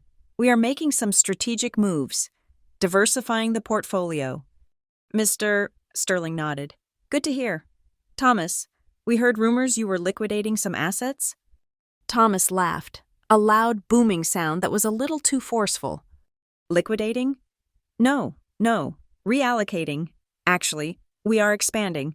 In fact, tonight is a bit of a celebration for us. My son, Cameron, is coming into his own. He lowered his voice, leaning in conspiratorially, but loud enough for me to hear as I passed with the tray. We are surprising him tonight, a little reward for his hard work, a new BMW, the 3 Series. Mr. Sterling raised his eyebrows. That is a generous gift. Thomas. Well, Thomas said, puffing out his chest, you know the Hartley motto. We invest in excellence, and frankly, the boy deserves it. I walked past them, my face a mask of neutrality. Hard work. I thought, Cameron's hard work consisted of barely passing his general education classes and perfecting his beer pong shot. I found Cameron in the den. He was the center of his own solar system, surrounded by 4 of his friends who had crashed the party. They were all wearing sweaters that looked identical, drinking my father's beer. Cameron was sitting on the arm of the leather sofa, flushed with alcohol and arrogance. Dude, I'm telling you, it is a done deal, Cameron was saying, gesturing with his beer bottle. The M Sport package, red leather interior. Dad showed me the brochure. One of his friends, a guy named Josh, looked skeptical. But isn't that like 60 grand? I thought your dad was stressing about the market. Cameron scoffed. Please, the market is for poor people. Besides, it is not even Dad's money technically. My grandpa left this huge trust fund. It was supposed to be for, like, the whole family. But since I am the only one who actually needs a car for networking, my sister agreed to sign it over. He took a swig of beer, wiping his mouth with the back of his hand. She is cool about it, he added. I mean, what is she going to do with $80,000? Buy books? It was easy. I just smiled at her and Dad did the talking. Easy money, bro. I stood in the doorway, the silver tray of scallops heavy in my hands. Easy money. The words hung in the air, suspended in the smoke of his ego. I looked at his face, smooth, unlined, untouched by worry. He truly believed it. He believed that the world existed to be harvested by him. He believed I was just a conduit, a pipeline that delivered resources from the past to his future. I felt a bubble of laughter rising in my throat. It was a dark, jagged thing. I had to bite the inside of my cheek to keep it down. The taste of blood mixed with the metallic taste of fear. Easy. I thought, you have no idea, little brother. You have absolutely no idea. I turned and walked away before I dropped the tray. In the hallway, Olivia intercepted me. She grabbed my upper arm, her fingernails digging into the flesh through my sleeve. Her smile vanished the moment we were out of sight of the guests. Vivian, pay attention, she hissed. I looked at her. Yes, Olivia. It is almost time, she said, checking her diamond-encrusted watch. In 20 minutes, your father is going to make a toast. That is the signal. She reached into her clutch and pulled out a small box wrapped in silver paper. It was heavy. It contained a set of car keys. But they were not the keys to a BMW. They were the keys to Thomas's old Lexus, wrapped up to symbolize the new car that they thought they would be buying on Monday morning with my money. You take this, she whispered, pressing the box into my hand. When Thomas calls you up, you walk over to Cameron, you hand him the box, you smile, a big smile. Vivian, show teeth, and then you hug him. She leaned in closer, her breath smelling of expensive champagne. I want this to look genuine. I want tears in your eyes if you can manage it. Margaret is recording it for me. This video is going on the family social page. It shows we are a united front. Do not embarrass us. Do you understand? I looked at the silver box in my hand. It felt cold. I understand, I said softly. Good, she said, smoothing my hair. Fix your lipstick. You look pale. She turned and floated back into the party, a vision of maternal warmth, I stood there, clutching the box. My heart was hammering against my ribs like a trapped bird. This was it. The script was written. The actors were in place. I walked into the dining room to do a final check of the table. The room was empty for a moment, save for one person. Mrs. Margaret, our next-door neighbor, was standing by the sideboard, looking at a family photo from 10 years ago. Margaret was 70 years old, a widow who spent her days gardening and watching the neighborhood from her front porch. She had sharp eyes.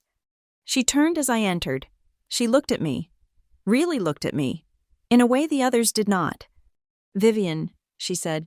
Her voice was raspy. "Hello, Mrs. Margaret," I said, adjusting a fork. "Can I get you anything?" She stepped closer. She reached out and touched my arm, right where Olivia had dug her nails in earlier. "You look like you are holding your breath, child," she said quietly. I froze. I looked up at her. Her eyes were gray and kind, filled with a worry that felt foreign in this house. "I am just tired, Mrs. Margaret." I lied. "It is a lot of work hosting." Margaret shook her head slightly. "No," she said. "I know tired. This is not tired. This is scared." She glanced toward the living room where Thomas's laugh was booming. "Is everything all right, Vivian? You know, if you ever need a place to just sit, my porch is always open." I felt a lump form in my throat. It was the first act of genuine kindness I had received in weeks. I wanted to tell her. I wanted to warn her. I wanted to say, "Get out, Margaret. Get out before the shrapnel flies." But I could not. I smiled, a tight, fragile thing. "Tonight will be long, Mrs. Margaret," I said, "but I will be okay. Thank you." I pulled my arm away gently and walked back toward the kitchen. I could feel her watching me, her brow furrowed. 10 minutes later, the grandfather clock in the hallway chimed. Dong, dong, dong. It was 8:30. The sound of a spoon tapping against a crystal glass cut through the chatter of the party. Clink, clink, clink. The room went silent. The guests turned toward the fireplace. Thomas stood there, beaming. He looked like a king addressing his court. His face was flushed with drink and triumph. Olivia stood next to him, clutching his arm, looking up at him with adoring eyes. Cameron was to his left, trying to look humble and failing miserably. I stood at the back of the room, near the kitchen door. The silver box was in my hand. The letter from the lawyer was in my pocket. "My friends," Thomas began, his voice rich and projecting to the back of the room. "Thank you all for coming. We know how busy the holidays are, and we are honored you chose to spend this holy night with the Hartley family." A ripple of polite applause went through the room. "This year has been a challenge for everyone," Thomas continued, his tone shifting to one of solemn resilience. "The markets are volatile. The world is changing. But in this house, we believe in one thing above all else. Family." He paused for effect. "We believe that when we stand together, we are unbreakable, and tonight, we want to celebrate the future of this family. We want to celebrate the next generation." He turned his gaze to Cameron. "Cameron, my son, you have grown into a man this year. You have shown dedication and promise." I almost snorted. Dedication to his Xbox, maybe? "And," Thomas said, turning his eyes to search the room until they landed on me. He smiled. It was the smile of a shark. "We also want to thank my daughter, Vivian." The heads turned. 50 people looked at me. I stepped forward out of the shadows.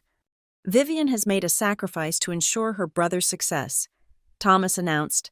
"She has shown us what true sisterhood looks like, and because of her generosity and the legacy of her grandfather, we have a very special announcement to make." He raised his glass. "But first, I think Vivian has something to give to her brother." The room was silent. The only sound was the crackling of the fire and the distant, muffled ringing of church bells, signaling the Christmas Eve Mass. Thomas nodded at me. "Go on," his eyes said. "Play your part." I took a breath. The air tasted of pine and expensive perfume and lies. I walked forward.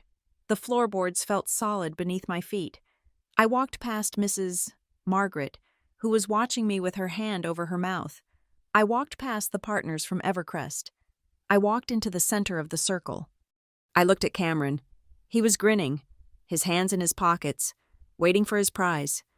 I looked at Olivia. She was mouthing the word smile. I looked at Thomas. He was the master of ceremonies, confident that he controlled every variable in the room. I gripped the silver box. This is it. I thought, Happy Christmas, everyone. I stopped in front of them. I did not smile. I did not cry. I looked Thomas dead in the eye. And for the first time in my life, I did not blink. The silence in the room was not peaceful. It was heavy, suffocating, like the air before a tornado touches down. I stood at the precipice of the family's carefully constructed stage, holding the prop they had given me, the silver box containing the keys to a lie. Thomas cleared his throat, a sound that usually commanded instant attention in boardrooms. He beamed at the guests, his face flushed with the kind of pride that only narcissists feel when they are about to spend someone else's money. Ladies and gentlemen, he announced, his voice booming. As I said, this family believes in sacrifice. We believe in lifting each other up, and tonight, we are witnessing a supreme act of love. He gestured toward Cameron, who was trying to look humble but failing miserably, his eyes already darting toward the driveway where he imagined a $60,000 machine was waiting. Cameron, my boy, you are the future of the Hartley name. Thomas continued, we have all tightened our belts, worked harder, and made choices to ensure you have the start you deserve. Your mother and I, and your sister. We are all so proud. He turned to me then. The warmth in his eyes was entirely synthetic, a thin veneer over a core of steel. Vivian, step forward. Why don't you say a few words about this special gift before you hand it over? The room shifted. Phones were raised. I saw the little red recording lights blinking like watchful eyes. Margaret, the neighbor, held hers up, obeying Olivia's earlier instructions, though her hand looked unsteady. They were all waiting for the hallmark moment. The tearful sister, the grateful brother, the benevolent parents. I felt a pressure on my lower back. It was Olivia. She had moved up behind me, her hand resting ostensibly in a gesture of support, but I could feel the sharp point of her manicured nail digging into my spine through the fabric of my dress. It was a subtle, physical threat. Stick to the script, or you will pay later. I looked at Cameron. He was smirking, a small, entitled twist of his lips. He looked at me with expectation but no gratitude. In his mind, this was already done.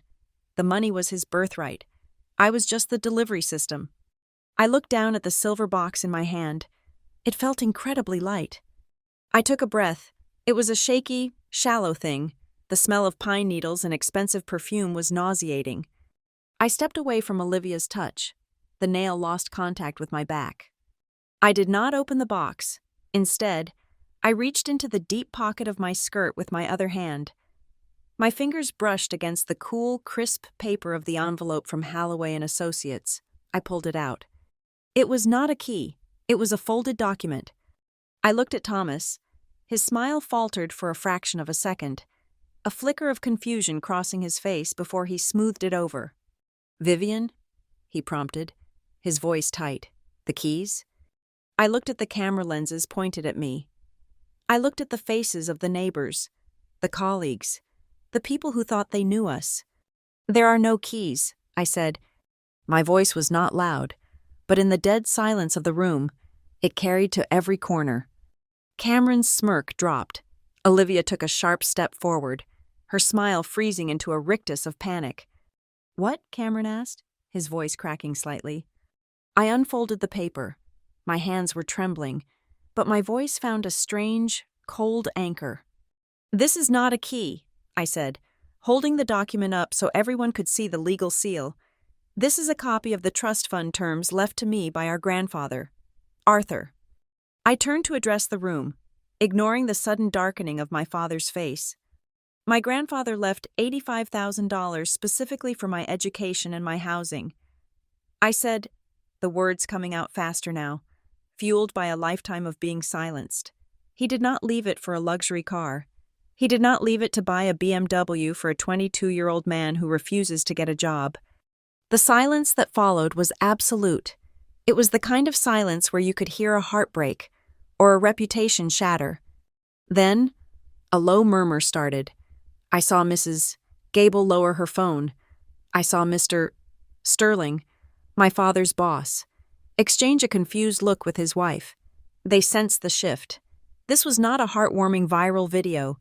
This was a public execution of a family myth. Thomas's face went from flush to a deep, violent crimson.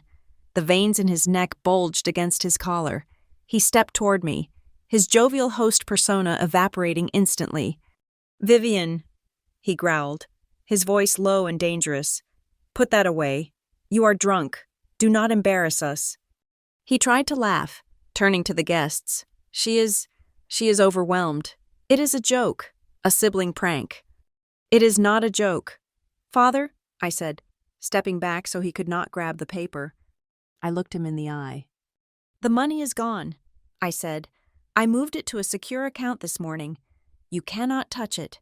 You cannot buy the car. And you cannot use it to pay the mortgage you are 3 months behind on." The mention of the mortgage was the grenade. I saw Mr. Sterling's eyes widen. In the finance world, personal insolvency was a death sentence for a CFO. Thomas looked like he had been slapped. His mouth opened and closed, but no sound came out. Cameron was the first to explode. The shock on his face had been replaced by a raw, ugly fury. He stood up so fast his chair fell backward with a loud crash. "You bitch!" he screamed. The guests gasped. The veneer of the polite Christmas party dissolved instantly. "You selfish bitch!" Cameron yelled, stepping over the fallen chair. "That is my money. You promised. Dad said you promised." He lunged toward me, his face twisted into a mask of spoiled rage. "You are stealing from me. You are stealing my future." "Cameron!" Thomas shouted, not to stop him, but to regain control of the narrative. I stood my ground, though every instinct in my body screamed at me to run. "I am not stealing anything," I said, my voice shaking but loud. "It was never yours. I am done being the bank for this family. I am done selling my future so you can pretend to be rich." Cameron reached me, his hands balled into fists, but Olivia got there first. She moved with the speed of a viper. The socialite mask was gone. The charity committee smile was gone. In its place was pure, unadulterated venom.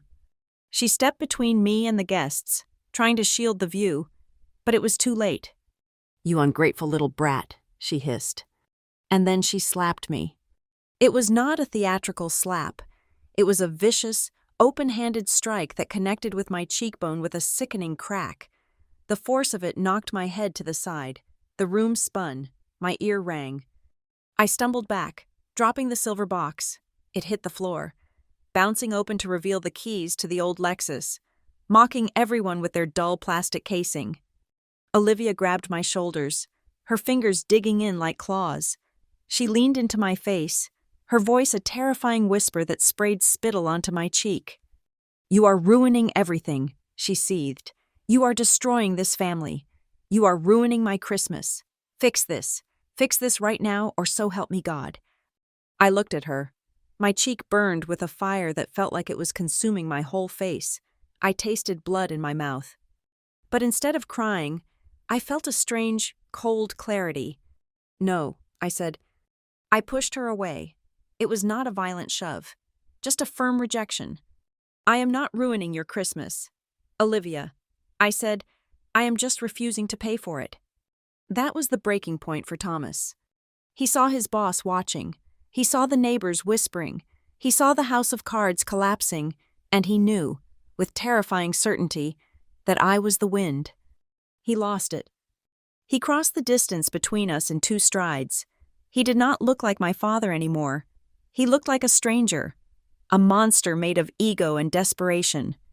He grabbed my arm, the same arm he had bruised years ago, the same arm that had carried his groceries and ironed his shirts. He squeezed it with a force that made me cry out. "You little traitor," he roared. He yanked me toward him, My hip hit the edge of the dining table. The impact sent a tremor through the furniture. A crystal wine glass tipped over, then a platter. The sound of shattering glass pierced the air. Red wine splashed across the white tablecloth like arterial spray. "Get out!" Thomas screamed, shaking me. "If you want to leave, then leave. But you leave with nothing. Give me that paper." He tried to snatch the trust document from my hand. I held on tight. It was my shield. It was my life. We struggled. It was ugly and chaotic. The beautiful Christmas dinner, the swans, the candles, it all dissolved into a brawl. "Thomas, stop!" someone shouted. It was Margaret. The old woman had stepped forward, her phone still raised, her hand shaking violently but not dropping the device. "Let her go!" Margaret yelled, her voice cracking. "You are hurting her!" Thomas ignored her. He was blind with rage. He raised his hand. I saw his palm open, his heavy gold wedding ring glinting in the chandelier light. I flinched, closing my eyes, waiting for the impact. It came. His hand connected with the side of my head, a heavy, stunning blow that sent me crashing into the Christmas tree. Ornaments shattered. The smell of pine filled my nose as I hit the floor, tangled in the lights. The room went dead silent. I lay there, my cheek against the hardwood floor, looking at the shoes of the guests. I saw Mr. Sterling's polished loafers. I saw Margaret's orthopedic sneakers. I looked up. Thomas was standing over me, breathing hard, his hands still raised. He looked wild. And then, he seemed to realize where he was. He looked around. Every single person in the room was staring at him. Mr. Sterling looked horrified. Mrs. Gable had her hand over her mouth. And Margaret? Margaret was holding her phone steady, the little red light still blinking. "Enough!" Margaret's voice rang out, clear and sharp. I tried to push myself up. My head was spinning. I felt a sharp pain in my wrist where I had landed. I looked at Thomas. He lowered his hand slowly. The rage in his eyes was replaced by a sudden, dawning horror. Not remorse, not regret, but the realization that he had just done this in front of an audience. I stood up. I was shaky, swaying slightly. I brushed a broken piece of ornament off my dress. I looked at my family. Cameron was standing by the table, pale, looking at the wine stains spreading on the cloth. Olivia was staring at the guests, her mouth opening and closing like a fish, trying to find a lie that would fit this size of disaster. Thomas was staring at his own hand. I smoothed my skirt. I felt the paper still clutched in my fingers. "Merry Christmas," I whispered. I turned and walked toward the front door. Nobody stopped me. The guests parted like the Red Sea, shrinking away from me as if my trauma was contagious. I grabbed my coat from the rack. I did not put it on. I just opened the heavy oak door and stepped out into the freezing night. The cold air hit my burning face like a blessing. I walked down the driveway, past the reindeer sculptures, past the wreath. Behind me, I heard the door open. "Vivian!" Thomas called out. His voice was desperate now. "Vivian, wait, we can talk about this." I did not turn around. I kept walking. "Vivian, get back here! You cannot just walk away." I reached my car, my old, rusted sedan parked on the street because the driveway was reserved for guests. My hands were shaking so badly I dropped the keys in the snow. I fell to my knees to find them. The snow was cold, biting through my stockings. I found the keys. I stood up. I looked back at the house one last time. Thomas was standing in the doorway, silhouetted by the warm light of the hallway. He looked small. He looked pathetic. "Vivian!" he screamed. "You are nothing without this family, you hear me? You are nothing!" I got into my car. I locked the door. I started the engine. As I pulled away, I saw the blue and red lights reflecting off the snow at the end of the block. Margaret must have called them. The police cruiser turned the corner. Silent, no siren, just the lights flashing. I watched in my rearview mirror as the police car pulled up to the driveway of the Hartley residence. I did not stop. I kept driving. I drove toward the highway, toward Capitol Hill, toward the empty apartment with the peeling floor. My cheek was throbbing. My wrist was screaming in pain. I had no furniture, no food, and no family. But as I merged onto the highway, watching the city lights of Denver spread out before me like a sea of diamonds, I realized Thomas was wrong. I was not nothing. For the first time in 25 years, I was everything. I was free. The siren was no longer a wail.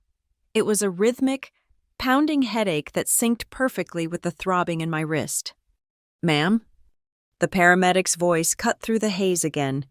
He was young, with a smudge of exhaustion under his eyes, holding a pen poised over his clipboard. We had not moved far.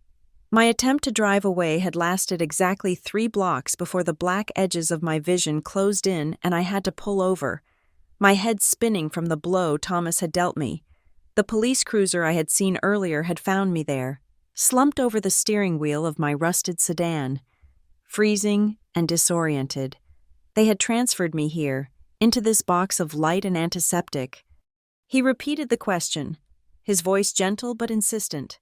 "Did anyone see this happen? You said there was a party. Were there witnesses?" I looked at the ceiling of the ambulance. I thought about the dining room. I thought about the 25 people standing there holding crystal glasses. I thought about Mr. Sterling, my father's boss, watching the CFO of his company strike his daughter. I thought about Mrs. Gable covering her mouth. I thought about the waiters. "Everyone saw," I whispered. The words felt like gravel in my throat. The paramedic paused. "Everyone?"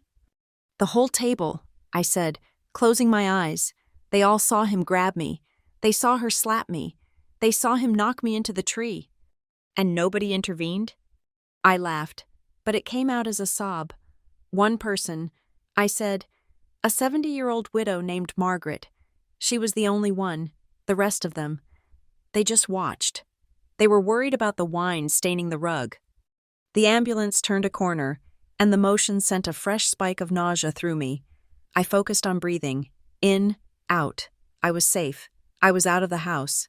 But the phantom sensation of Thomas's hand on my arm was still there, burning like a brand. When we arrived at the hospital, the chaos of the emergency room was a stark contrast to the sterile, forced perfection of the Hartley Christmas party. Here, nobody cared about tablecloths. They cared about blood pressure and pupil dilation. I was wheeled into a trauma bay, a doctor with kind eyes and quick hands. Dr. Evans, her badge said, began the assessment. She cut away the sleeve of my dress, the silk ruining with a tearing sound that felt final. She looked at my wrist, which was now swollen to twice its normal size and turning a sickly shade of purple. She looked at the bruising blooming on my cheekbone where Olivia's ring had connected. She gently palpated the side of my head where Thomas had struck me. "I have a note here from the dispatch." "Doctor," Evans said, her voice neutral. "A woman claiming to be your mother called the station. She said you had a dizzy spell in the kitchen and fell into the Christmas tree. She said you have a history of anemia and clumsiness." I stared at the doctor, of course. Olivia. Even while I was bleeding, she was spinning the narrative. She was trying to get ahead of the story, painting me as the sickly, unstable daughter who ruined the party with her clumsiness. "I am not anemic," I said clearly, "and she is not my mother." "Doctor..." Evans stopped touching my wrist and looked me in the eye. "I did not think so," she said softly. "These are not fall injuries. Vivian, the contusion on your cheek has a distinct pattern, likely from jewelry. The fracture in your wrist is a defensive wound. It happens when you put your hand up to block a blow or when someone twists a limb with excessive force. And the concussion. You did not get that from tripping." She set her chart down. "This is domestic violence, Vivian, and because of the severity of the injuries, I am legally required to report this to the police. They are already outside, waiting to speak with you. But before they come in, I need to know, do you consent to a forensic exam? It will help with the evidence if you choose to press charges." I looked at the white hospital ceiling, pressing charges against Thomas Hartley. It was unthinkable. It was the nuclear option. It would destroy his career. It would destroy the family name. I thought about the BMW. I thought about the investment in Cameron. I thought about the way Thomas looked at me, not as a daughter, but as a malfunctioning appliance. Yes, I said, document everything. An hour later, a woman named Jenna walked into my cubicle. She was not a doctor or a cop. She was wearing a thick knitted sweater and comfortable boots, and she carried a battered notebook. She was a social worker. She pulled a chair up to the side of my bed, sitting so she was at eye level with me. She did not look at her phone. She did not look at the clock. She just looked at me. "Hi, Vivian," she said. "I am Jenna. I am here to be on your side." I felt a lump form in my throat. On my side. It was such a foreign concept. Jenna asked the question that changed everything. "Doctor, Evans tells me you are 18, so you are legally an adult. That means you can leave whenever you are medically cleared. But I need to ask, do you have a safe place to go tonight? Because you cannot go back to that house." I thought about the apartment in Capitol Hill. I had the key in my pocket, but it was empty. It had no bed. It had no food. And Thomas knew I had been looking at schools in the city. If he was desperate enough to hit me in front of witnesses, he was desperate enough to hunt me down. "I have an apartment," I said, "but I do not think it is safe yet. They might look for me." Jenna nodded, making a note. "Okay, that is smart. We can arrange a temporary placement, a hotel voucher for tonight, maybe a shelter for a few days until we get a safety plan in place. But right now, the police need to talk to you. Are you ready for that?" I nodded. 2 officers entered. One was a woman, Officer Miller. She was brisk but kind. She turned on a recorder. "Vivian, tell us what happened tonight, starting from the beginning." And so, I told them. I did not try to make it sound dramatic. I did not cry. I just laid out the facts like I was shelving books in the library. I told them about the trust fund. I told them about the 3 months of unpaid mortgage. I told them about the BMW. "Wait," Officer Miller interrupted, frowning. "They assaulted you because you would not buy your brother a luxury car?" It sounded insane said out loud. It sounded like the plot of a bad soap opera. "Yes," I said. "My father believes my grandfather's money belongs to the family estate. He promised my brother a $60,000 car for Christmas. When I refused to hand over the money, my stepmother slapped me, and my father. He tried to take the paperwork from me by force. I pointed to my wrist. He grabbed me. He twisted my arm. He threw me into the tree when the neighbor intervened." The officers exchanged a look. It was a look of disgust, not at me, but at the pettiness of it all. They were used to drug deals gone wrong, or drunken bar fights. Violence over a status symbol in a mansion was a different kind of rot. Officer Miller stood up. "We have the witness statement from a Ms. Margaret Wallace. She said, she sent us a video file. It corroborates everything you just said. We see the slap. We see the assault." She looked at me with serious eyes. "Vivian, we are going to request an emergency protective order. A judge is on call tonight. This will legally bar Thomas and Olivia Hartley from coming within 100 yards of you, contacting you, or attempting to access your finances. It is immediate. Do you want that?" I took a deep breath. "Yes," I said. Just as the officers were leaving, there was a commotion at the nurses' station. I heard a familiar voice, not my parents', but the dry, scratchy voice of Mr. Halloway. I sat up as much as I could. Mr. Halloway burst into the room, looking disheveled, wearing a coat over his pajamas. He was clutching a briefcase. "Vivian!" he exclaimed, seeing my face.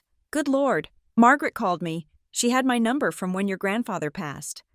He walked over to the bed, his face pale with anger. "I warned them," he muttered, opening his briefcase. "I told Thomas explicitly." He pulled out a file and turned to Jenna and the doctors. "I am her legal counsel," he announced, "and I am invoking the hardship clause immediately." He turned to me. "Vivian, because of what happened tonight, because there is documented physical abuse and police involvement, the waiting period for the full trust transfer is waived. The clause defines hostile environment exactly like this." He handed me a pen. "You have full, unrestricted access to the funds as of this moment, all $85,000, plus the interest. You can use it for legal fees, for a hotel, for security, for whatever you need. I have already instructed the bank to freeze any joint accounts your name might be attached to, just in case they try to retaliate financially." I took the pen. My hand was shaking, but I signed the authorization.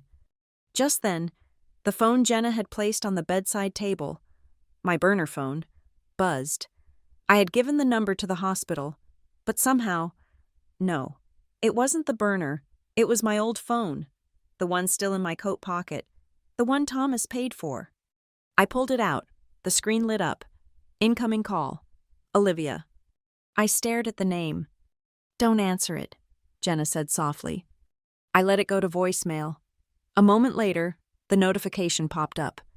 I pressed play on the speakerphone. The room went silent. "Vivian?" Olivia's voice filled the small cubicle. She sounded hysterical, crying, sniffling. "Vivian, baby, please pick up. We are so worried. Where did you go? Look, your father. He is just stressed. We all are. It was a mistake. A terrible, heat-of-the-moment mistake. We love you so much. You are our daughter. Please, do not make a scene. Do not talk to strangers. Just come home. We can fix this. We can forget about the money. Just come home for Christmas. Mommy is so sorry." The voice was thick with tears, but underneath it, I heard the edge. Do not talk to strangers. She wasn't worried about me. She was worried about the police. I looked at Jenna. I looked at Mr. Halloway. "She sounds nice," I said, my voice dead. That is her best trick. "Block the number," Mr. Halloway said firmly. "No," Officer Miller said from the doorway. "Don't block it. Save it. That voicemail is evidence. It is an admission of guilt. But do not reply." I looked at the phone. I looked at the mommy label she had programmed in years ago. "I am not going back," I said. "Not tonight, not ever." I handed the phone to Jenna. "Keep it," I said. "I have another one." For the next hour, my hospital bed became a desk. I signed the police statement. I signed the application for the restraining order. I signed the hospital discharge papers. I signed the retainer for Mr. Halloway to represent me in the coming legal storm. My wrist was in a cast. My face was bandaged. I was wearing hospital scrubs because my dress had been cut off.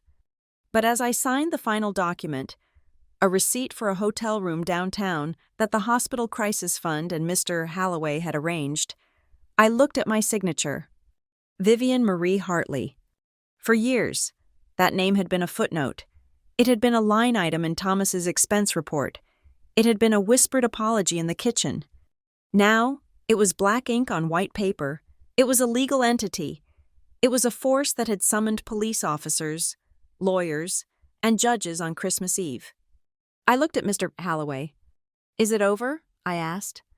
He looked at me over his spectacles. "No, Vivian," he said gently. "The fight is just beginning.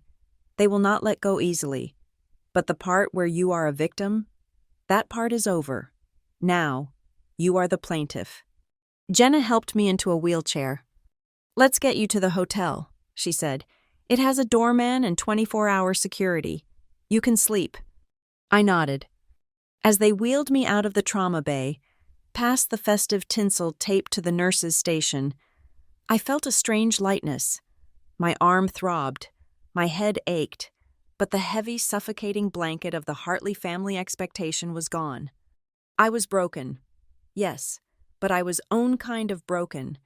And for the first time in my life, the pieces belonged entirely to me.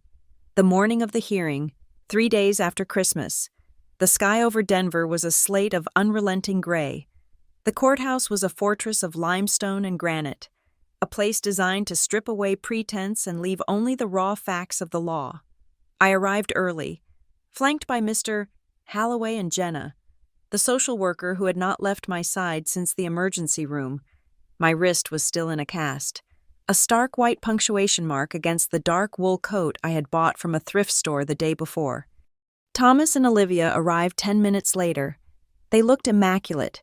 They looked like they were arriving for a photo shoot for Town and Country magazine rather than a hearing for a protective order Thomas wore a charcoal suit that probably cost $3,000, and Olivia was dressed in a modest navy dress that screamed concerned mother. They had hired a lawyer from one of the top firms in the city, a man known for burying opponents in paperwork. When we entered the courtroom, they did not look at me. They looked through me. It was the old tactic. If they did not acknowledge my existence, my rebellion was not real. Their lawyer started with a narrative that I had heard 1,000 times in my head. "Your Honor," he said, smoothing his silk tie. "This is a tragic misunderstanding. The defendant, Mr. Hartley, is a respected executive. His wife is a pillar of the community. Their daughter, Vivian, has a history of emotional instability. She was hysterical on Christmas Eve. She had been drinking. The injuries she sustained were the result of a fall during a chaotic family argument, not malicious intent. We are simply asking to bring our daughter home so she can get the mental help she clearly needs." He made it sound so reasonable. He made me sound like a broken doll that needed to be put back on the shelf. For a moment, sitting there, I felt the old panic rising. I felt small. I felt invisible. Then Mr. Holloway stood up. He did not make a speech. He simply submitted a USB drive into evidence. "We would like to play the video recording provided by a witness at the scene. Ms. Margaret Wallace," Mr. Holloway said. The judge, a woman with reading glasses perched on the end of her nose, nodded. The screen on the wall flickered to life. The audio was the first thing that hit the room, the sound of the party, the clinking of glasses, and then Thomas's voice, booming and arrogant, demanding I step forward. I watched myself on the screen. I looked terrified. Then came the confrontation. There are no keys. The silence in the courtroom was absolute as the video played. We watched Cameron scream. We heard the ugly, visceral sound of Olivia's hand striking my face. Crack. It echoed off the courtroom walls. Thomas flinched. Olivia looked down at her lap, her hands twisting a handkerchief. Then came the violence. Thomas grabbing me, the struggle, the way he threw me into the tree like I was a bag of trash. Margaret's voice screaming, "Enough!" The video ended. The screen went black. The judge took off her glasses. She looked at Thomas. She looked at Olivia. Her expression was not one of legal detachment. It was one of profound disgust. "Mr.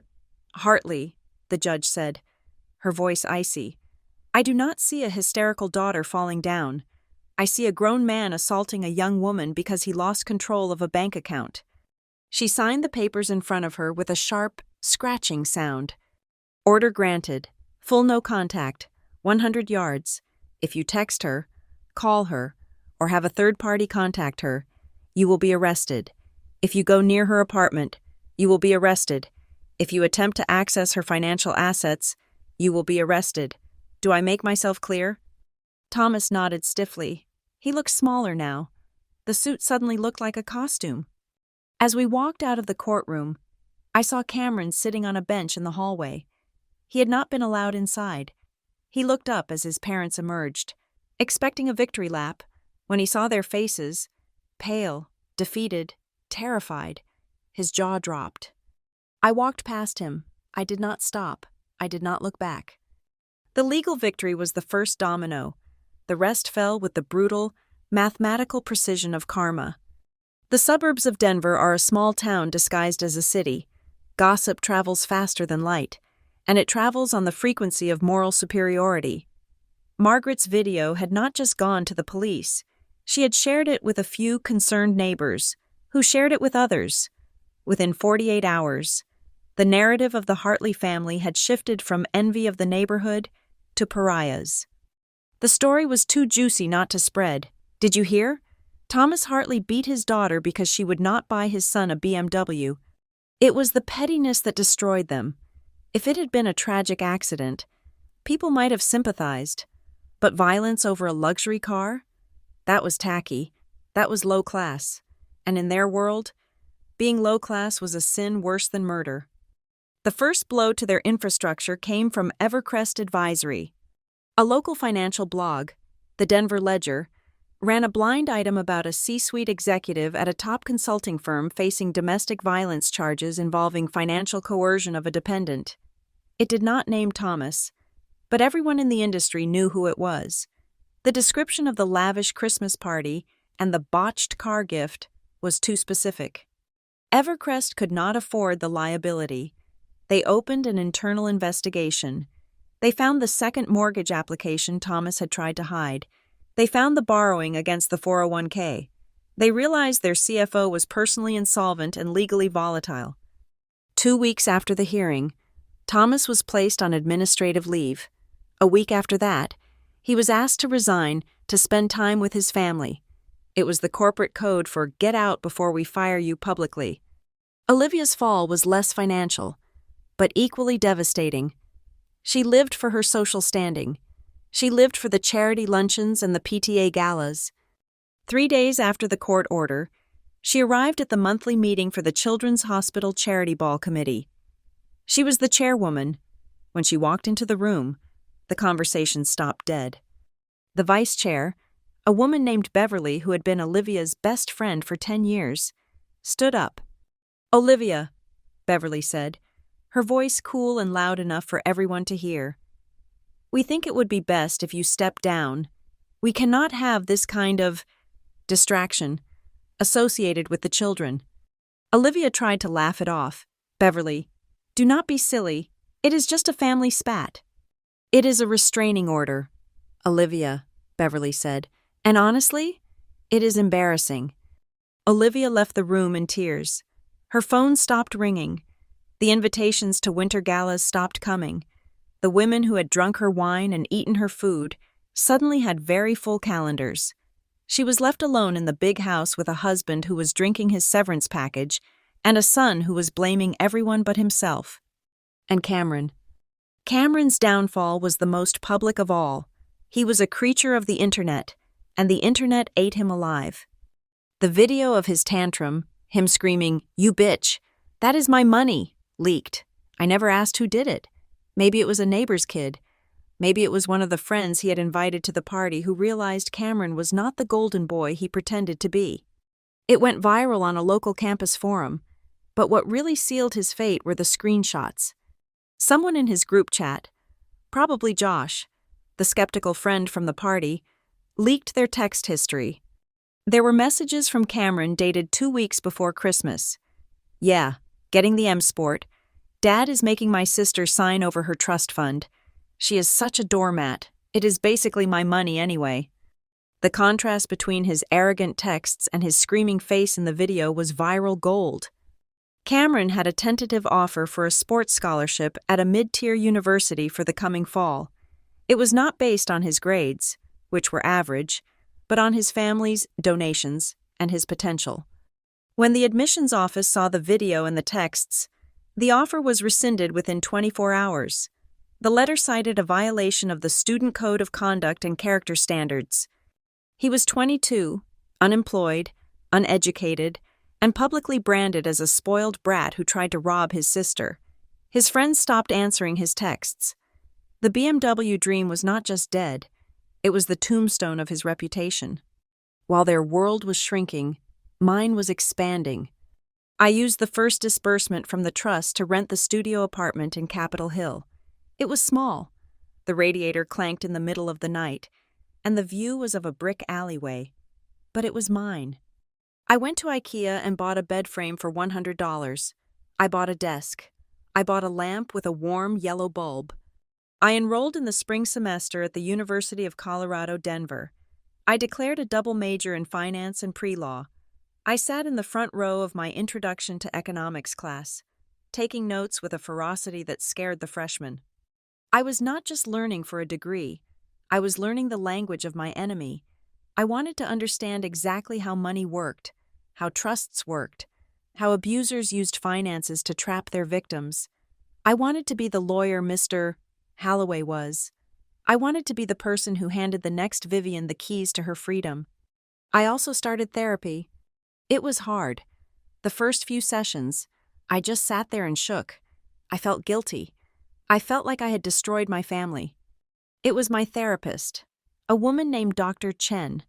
No relation to anyone I knew. Just a coincidence. Who helped me reframe the narrative. Vivian. She told me one afternoon as snow fell outside the office window, "You did not break the family. You just turned on the lights. If the house was dirty, that is not the fault of the light switch." It took me months to believe her. I had to learn to separate the grief of losing the family I wanted from the relief of losing the family I had. I had to learn that saying no was not an act of aggression. It was an act of survival. I joined a support group for survivors of financial abuse. I sat in a circle with women twice my age. Women who had lost houses, cars, and retirements to partners and parents who treated them like ATMs. I told my story. I told them about the BMW. I told them about the scarf. And they nodded. They understood. For the first time, I was not the crazy one. I was not the selfish one. I was just a survivor. A year passed. It was Christmas Eve again. The parallel was sharp enough to cut. I drove past the old neighborhood on my way home from the library. I could not help myself. I needed to see. The Hartley house was dark. There were no lights on the eaves. The custom wreath was gone. The reindeer sculptures were gone. In the front yard, buried under a foot of snow, was a wooden sign. For sale. Bank owned. Auction pending. The driveway was empty. No Mercedes, no Range Rover, and certainly no BMW. I heard later that they had moved to a rental condo in a cheaper suburb. Thomas was working as a consultant for a small firm that did not check references closely. Olivia was trying to start an online jewelry business that nobody bought from. Cameron was working at a car wash, a poetic justice that felt almost too on the nose. I sat in my car for a moment, looking at the dark windows of the room where I had been slapped. I waited for the fear to come. I waited for the sadness. But there was nothing, just the cold wind and the silence of a house that had finally run out of lies. I drove home to my studio. I climbed the 3 flights of stairs. I unlocked my door. Inside, it was warm. The radiator was hissing softly. The smell of cinnamon tea filled the air. I did not have a 12-foot tree. I had a small, plastic tabletop tree I had bought for $15 at a pharmacy. But I had strung a single strand of fairy lights around my window. They were cheap lights, costing maybe $4, but when I plugged them in, they glowed with a steady, warm amber light. I sat down at my desk. It was covered in textbooks, corporate finance, family law, ethics and accounting. Next to my laptop was a stack of papers, my own investment portfolio. I had taken the $85,000 and, with Mr. Halloway's help, invested it in low-risk index funds. I had a budget. I had a 5-year plan. I was paying my own tuition. I picked up a pen. I looked at the lights reflecting in the window pane. I was alone on Christmas Eve, but I was not lonely. I opened my textbook to Chapter 4, Asset Protection and Liability. I smiled. The Hartleys had spent a lifetime trying to teach me my place. They thought my place was in the kitchen, or in the background, or under their boot. They were wrong. My place was here, at this desk, writing a future that they would never, ever be able to touch. The steering wheel of my Honda Civic was cold against my palms, but it was a good kind of cold. It was the chill of reality, of ownership. I had bought this car 3 months ago. It was 6 years old. It had a dent in the rear bumper, and the heater took 10 minutes to kick in. But I had paid for it with my own money. No strings attached, no guilt trips, no phantom obligations to a brother who needed to look successful. It was exactly 1 year later, December 24th. I had promised Mr. Halloway I would come back. When I had signed the papers in the hospital that night, he had mentioned there was one final document, a sort of postscript to my grandfather's will that could only be unsealed 1 year after the activation of the hardship clause. I pulled into the parking lot of Halloway and Associates in Colorado Springs. The building looked exactly the same as it had when Thomas had dragged me here to steal my future. But the girl walking through the front door was different. I was not wearing a dress chosen by Olivia to make me look docile. I was wearing a blazer and jeans. My hair was cut short, a sharp bob that framed a face which had finally healed. The bruise on my cheek was a memory. but the lesson it taught me was etched into my bones. Mr. Holloway was waiting for me. He had a pot of peppermint tea on the desk, just like before, but this time he was smiling. "Vivian," he said warmly, standing up to shake my hand, "you look solid." "I feel solid," I replied, sitting down. He opened a file folder. It was thinner than the others. Arthur was a man who believed in contingencies. "Mr. Holloway began, his eyes twinkling behind his wire-rimmed glasses. He knew that if you ever had to use the hardship clause, it meant your family had not just failed you, but had actively tried to harm you. He knew that if that happened, simply letting you leave with your education fund would not be enough justice." I leaned forward. "Justice?" Mr. Holloway slid a piece of paper across the desk.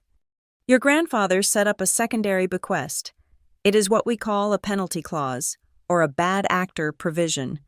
It states that if the trustees, your father and stepmother, were found to have violated the terms of the trust through coercion or violence, leading to a legal separation, a secondary portion of his estate would automatically liquidate." He paused, enjoying the moment. Arthur had a separate investment account, about $50,000. He stipulated that in the event of this clause triggering, the money was not to go to the family. It was not even to go to you directly. He pointed to the bottom of the page. It was to be donated, in its entirety, to a charitable organization of your choice that supports victims of domestic and financial abuse, and the donation had to be made publicly, under a specific name. I read the line he was pointing to. "The Vivian Hartley Initiative for Survivor Independence." I stared at the words. My grandfather had known. He had known that one day I might be stripped of my power, and he had set up a mechanism to give it back to me in the form of helping others. Mr. Holloway handed me a check. "It is already written out to the Denver Safe Harbor Shelter, per your email about where you volunteered this year. But the receipt? The receipt was mailed to your father's new rental address this morning." I felt a laugh bubble up in my chest. It was pure, unadulterated joy. "You mean—" Mr. Holloway nodded. "Thomas received a notification today that $50,000 of family assets were donated to a battered women's shelter in his daughter's name. I imagine it is ruining his Christmas right about now." I walked out of that office feeling 10 feet tall. Arthur had reached out from the grave to slap Thomas one last time, not with violence, but with generosity. I drove back toward Denver, but I made a detour. I had to. I drove to the old neighborhood. The streets were just as perfectly plowed as they had been a year ago. The lights were just as bright, but when I pulled up to the house, the sprawling brick fortress that had been my prison, it looked like a stranger. There was a new wreath on the door, a blue one. There were different cars in the driveway.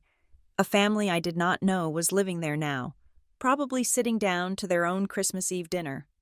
I sat in my car, the engine idling. I looked at the window of the dining room. I expected to feel anger. I expected to feel a phantom throb in my wrist. But I felt nothing. It was just a house. It was just a pile of bricks and wood and glass. The monster was not inside anymore. The monster was living in a 2-bedroom condo in Aurora, checking his mail and realizing he had lost the last game he tried to play. I looked at the house the way you look at a grave. It was a place where someone had died. The old Vivian, the quiet one, the scared one, the one who thought her only value was in how much she could endure. She died in that dining room, and that was okay. She had to die so I could live. "Goodbye," I whispered. I put the car in gear and drove away. I did not look in the rearview mirror. 2 hours later, I was in my apartment. It was small, but it was warm. I had upgraded my setup since last year. My desk now had a ring light and a high-quality microphone. Over the last 6 months, I had started a YouTube channel. It began as a way to document my recovery, a video diary about learning to budget, learning to trust, learning to live alone. But then, the algorithm found me. People found me. Thousands of people who had been the invisible child, the family bank, or the peacekeeper. Tonight was special. Tonight, I was going to tell the whole story. I checked my appearance in the monitor.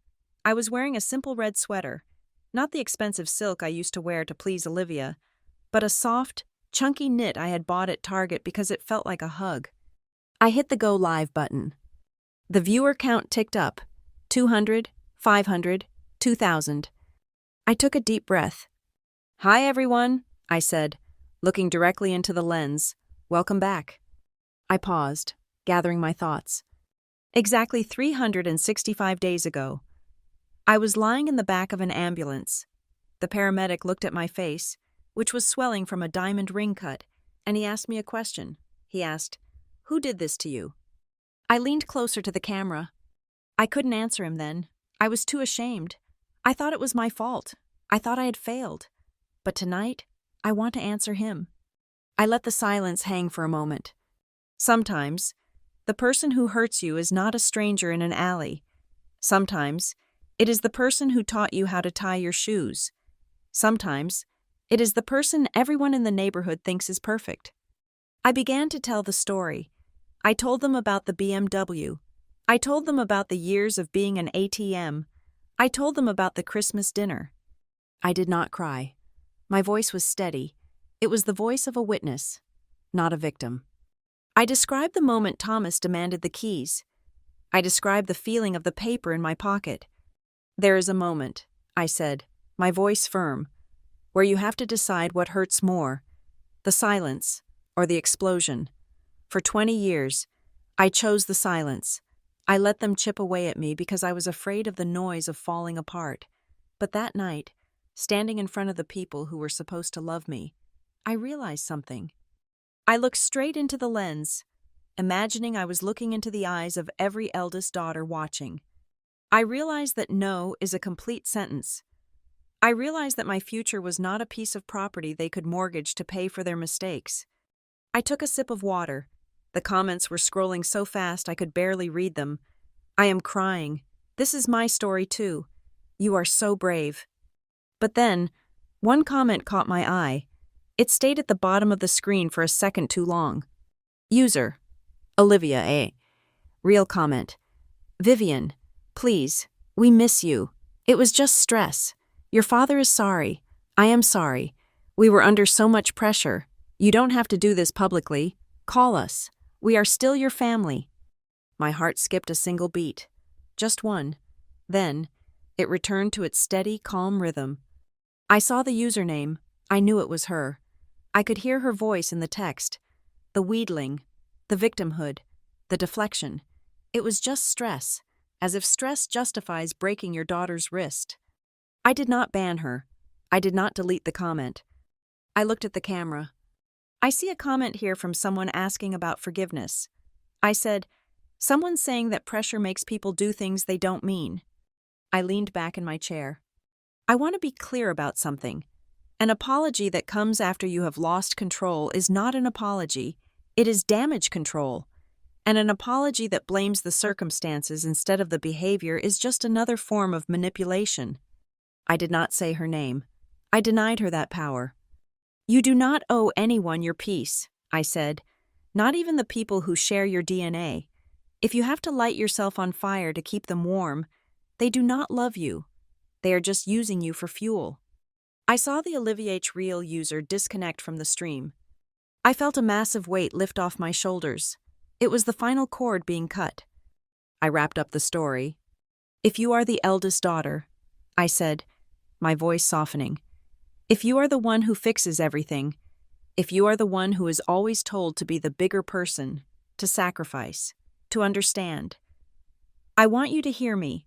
You are not a resource. You are not a retirement plan. And you are certainly not a Christmas gift to be traded for a luxury car." I glanced out the window. Snow was starting to fall, light dusting settling on the city. "I want to know where you are listening from," I said, moving into my closing. "And I want to know if you have ever had to walk out of a room to save your life. Let me know in the comments. We are building a new kind of family here, one that listens instead of taking." I held the gaze of the camera for one last second. That night in the ambulance, I told myself I was being born again.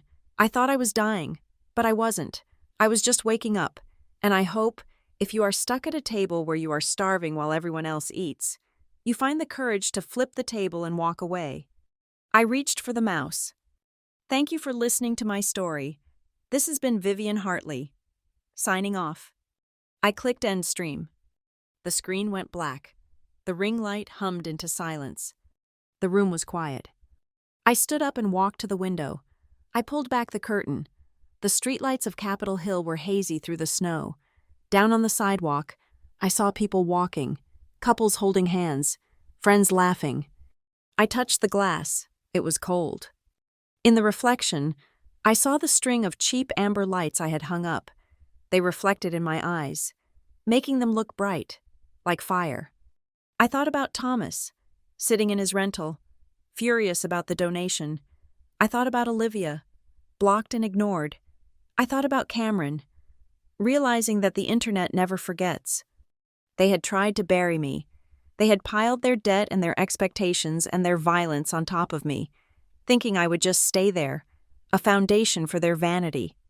I smiled at my reflection. It is funny, I whispered to the empty room. They thought they destroyed me, but really, they just gave me the push I needed to stand up from that table and never, ever look back. I turned off the fairy lights. The room plunged into darkness. Save for the glow of the street outside, I was alone, I was safe, and for the first time in my life, the silence wasn't empty, it was full of peace. Thank you so much for listening to this story. It was a journey of pain, but also of incredible liberation. I would love to know where you are tuning in from. New York, London, or maybe right here in Denver? Let me know in the comments below, and share your own thoughts on dealing with toxic family dynamics. If this story resonated with you, please consider subscribing to the Lila Revenge Stories channel, liking this video, and hitting that hype button so more people can hear that it is okay to walk away. Until next time, stay strong and keep your peace.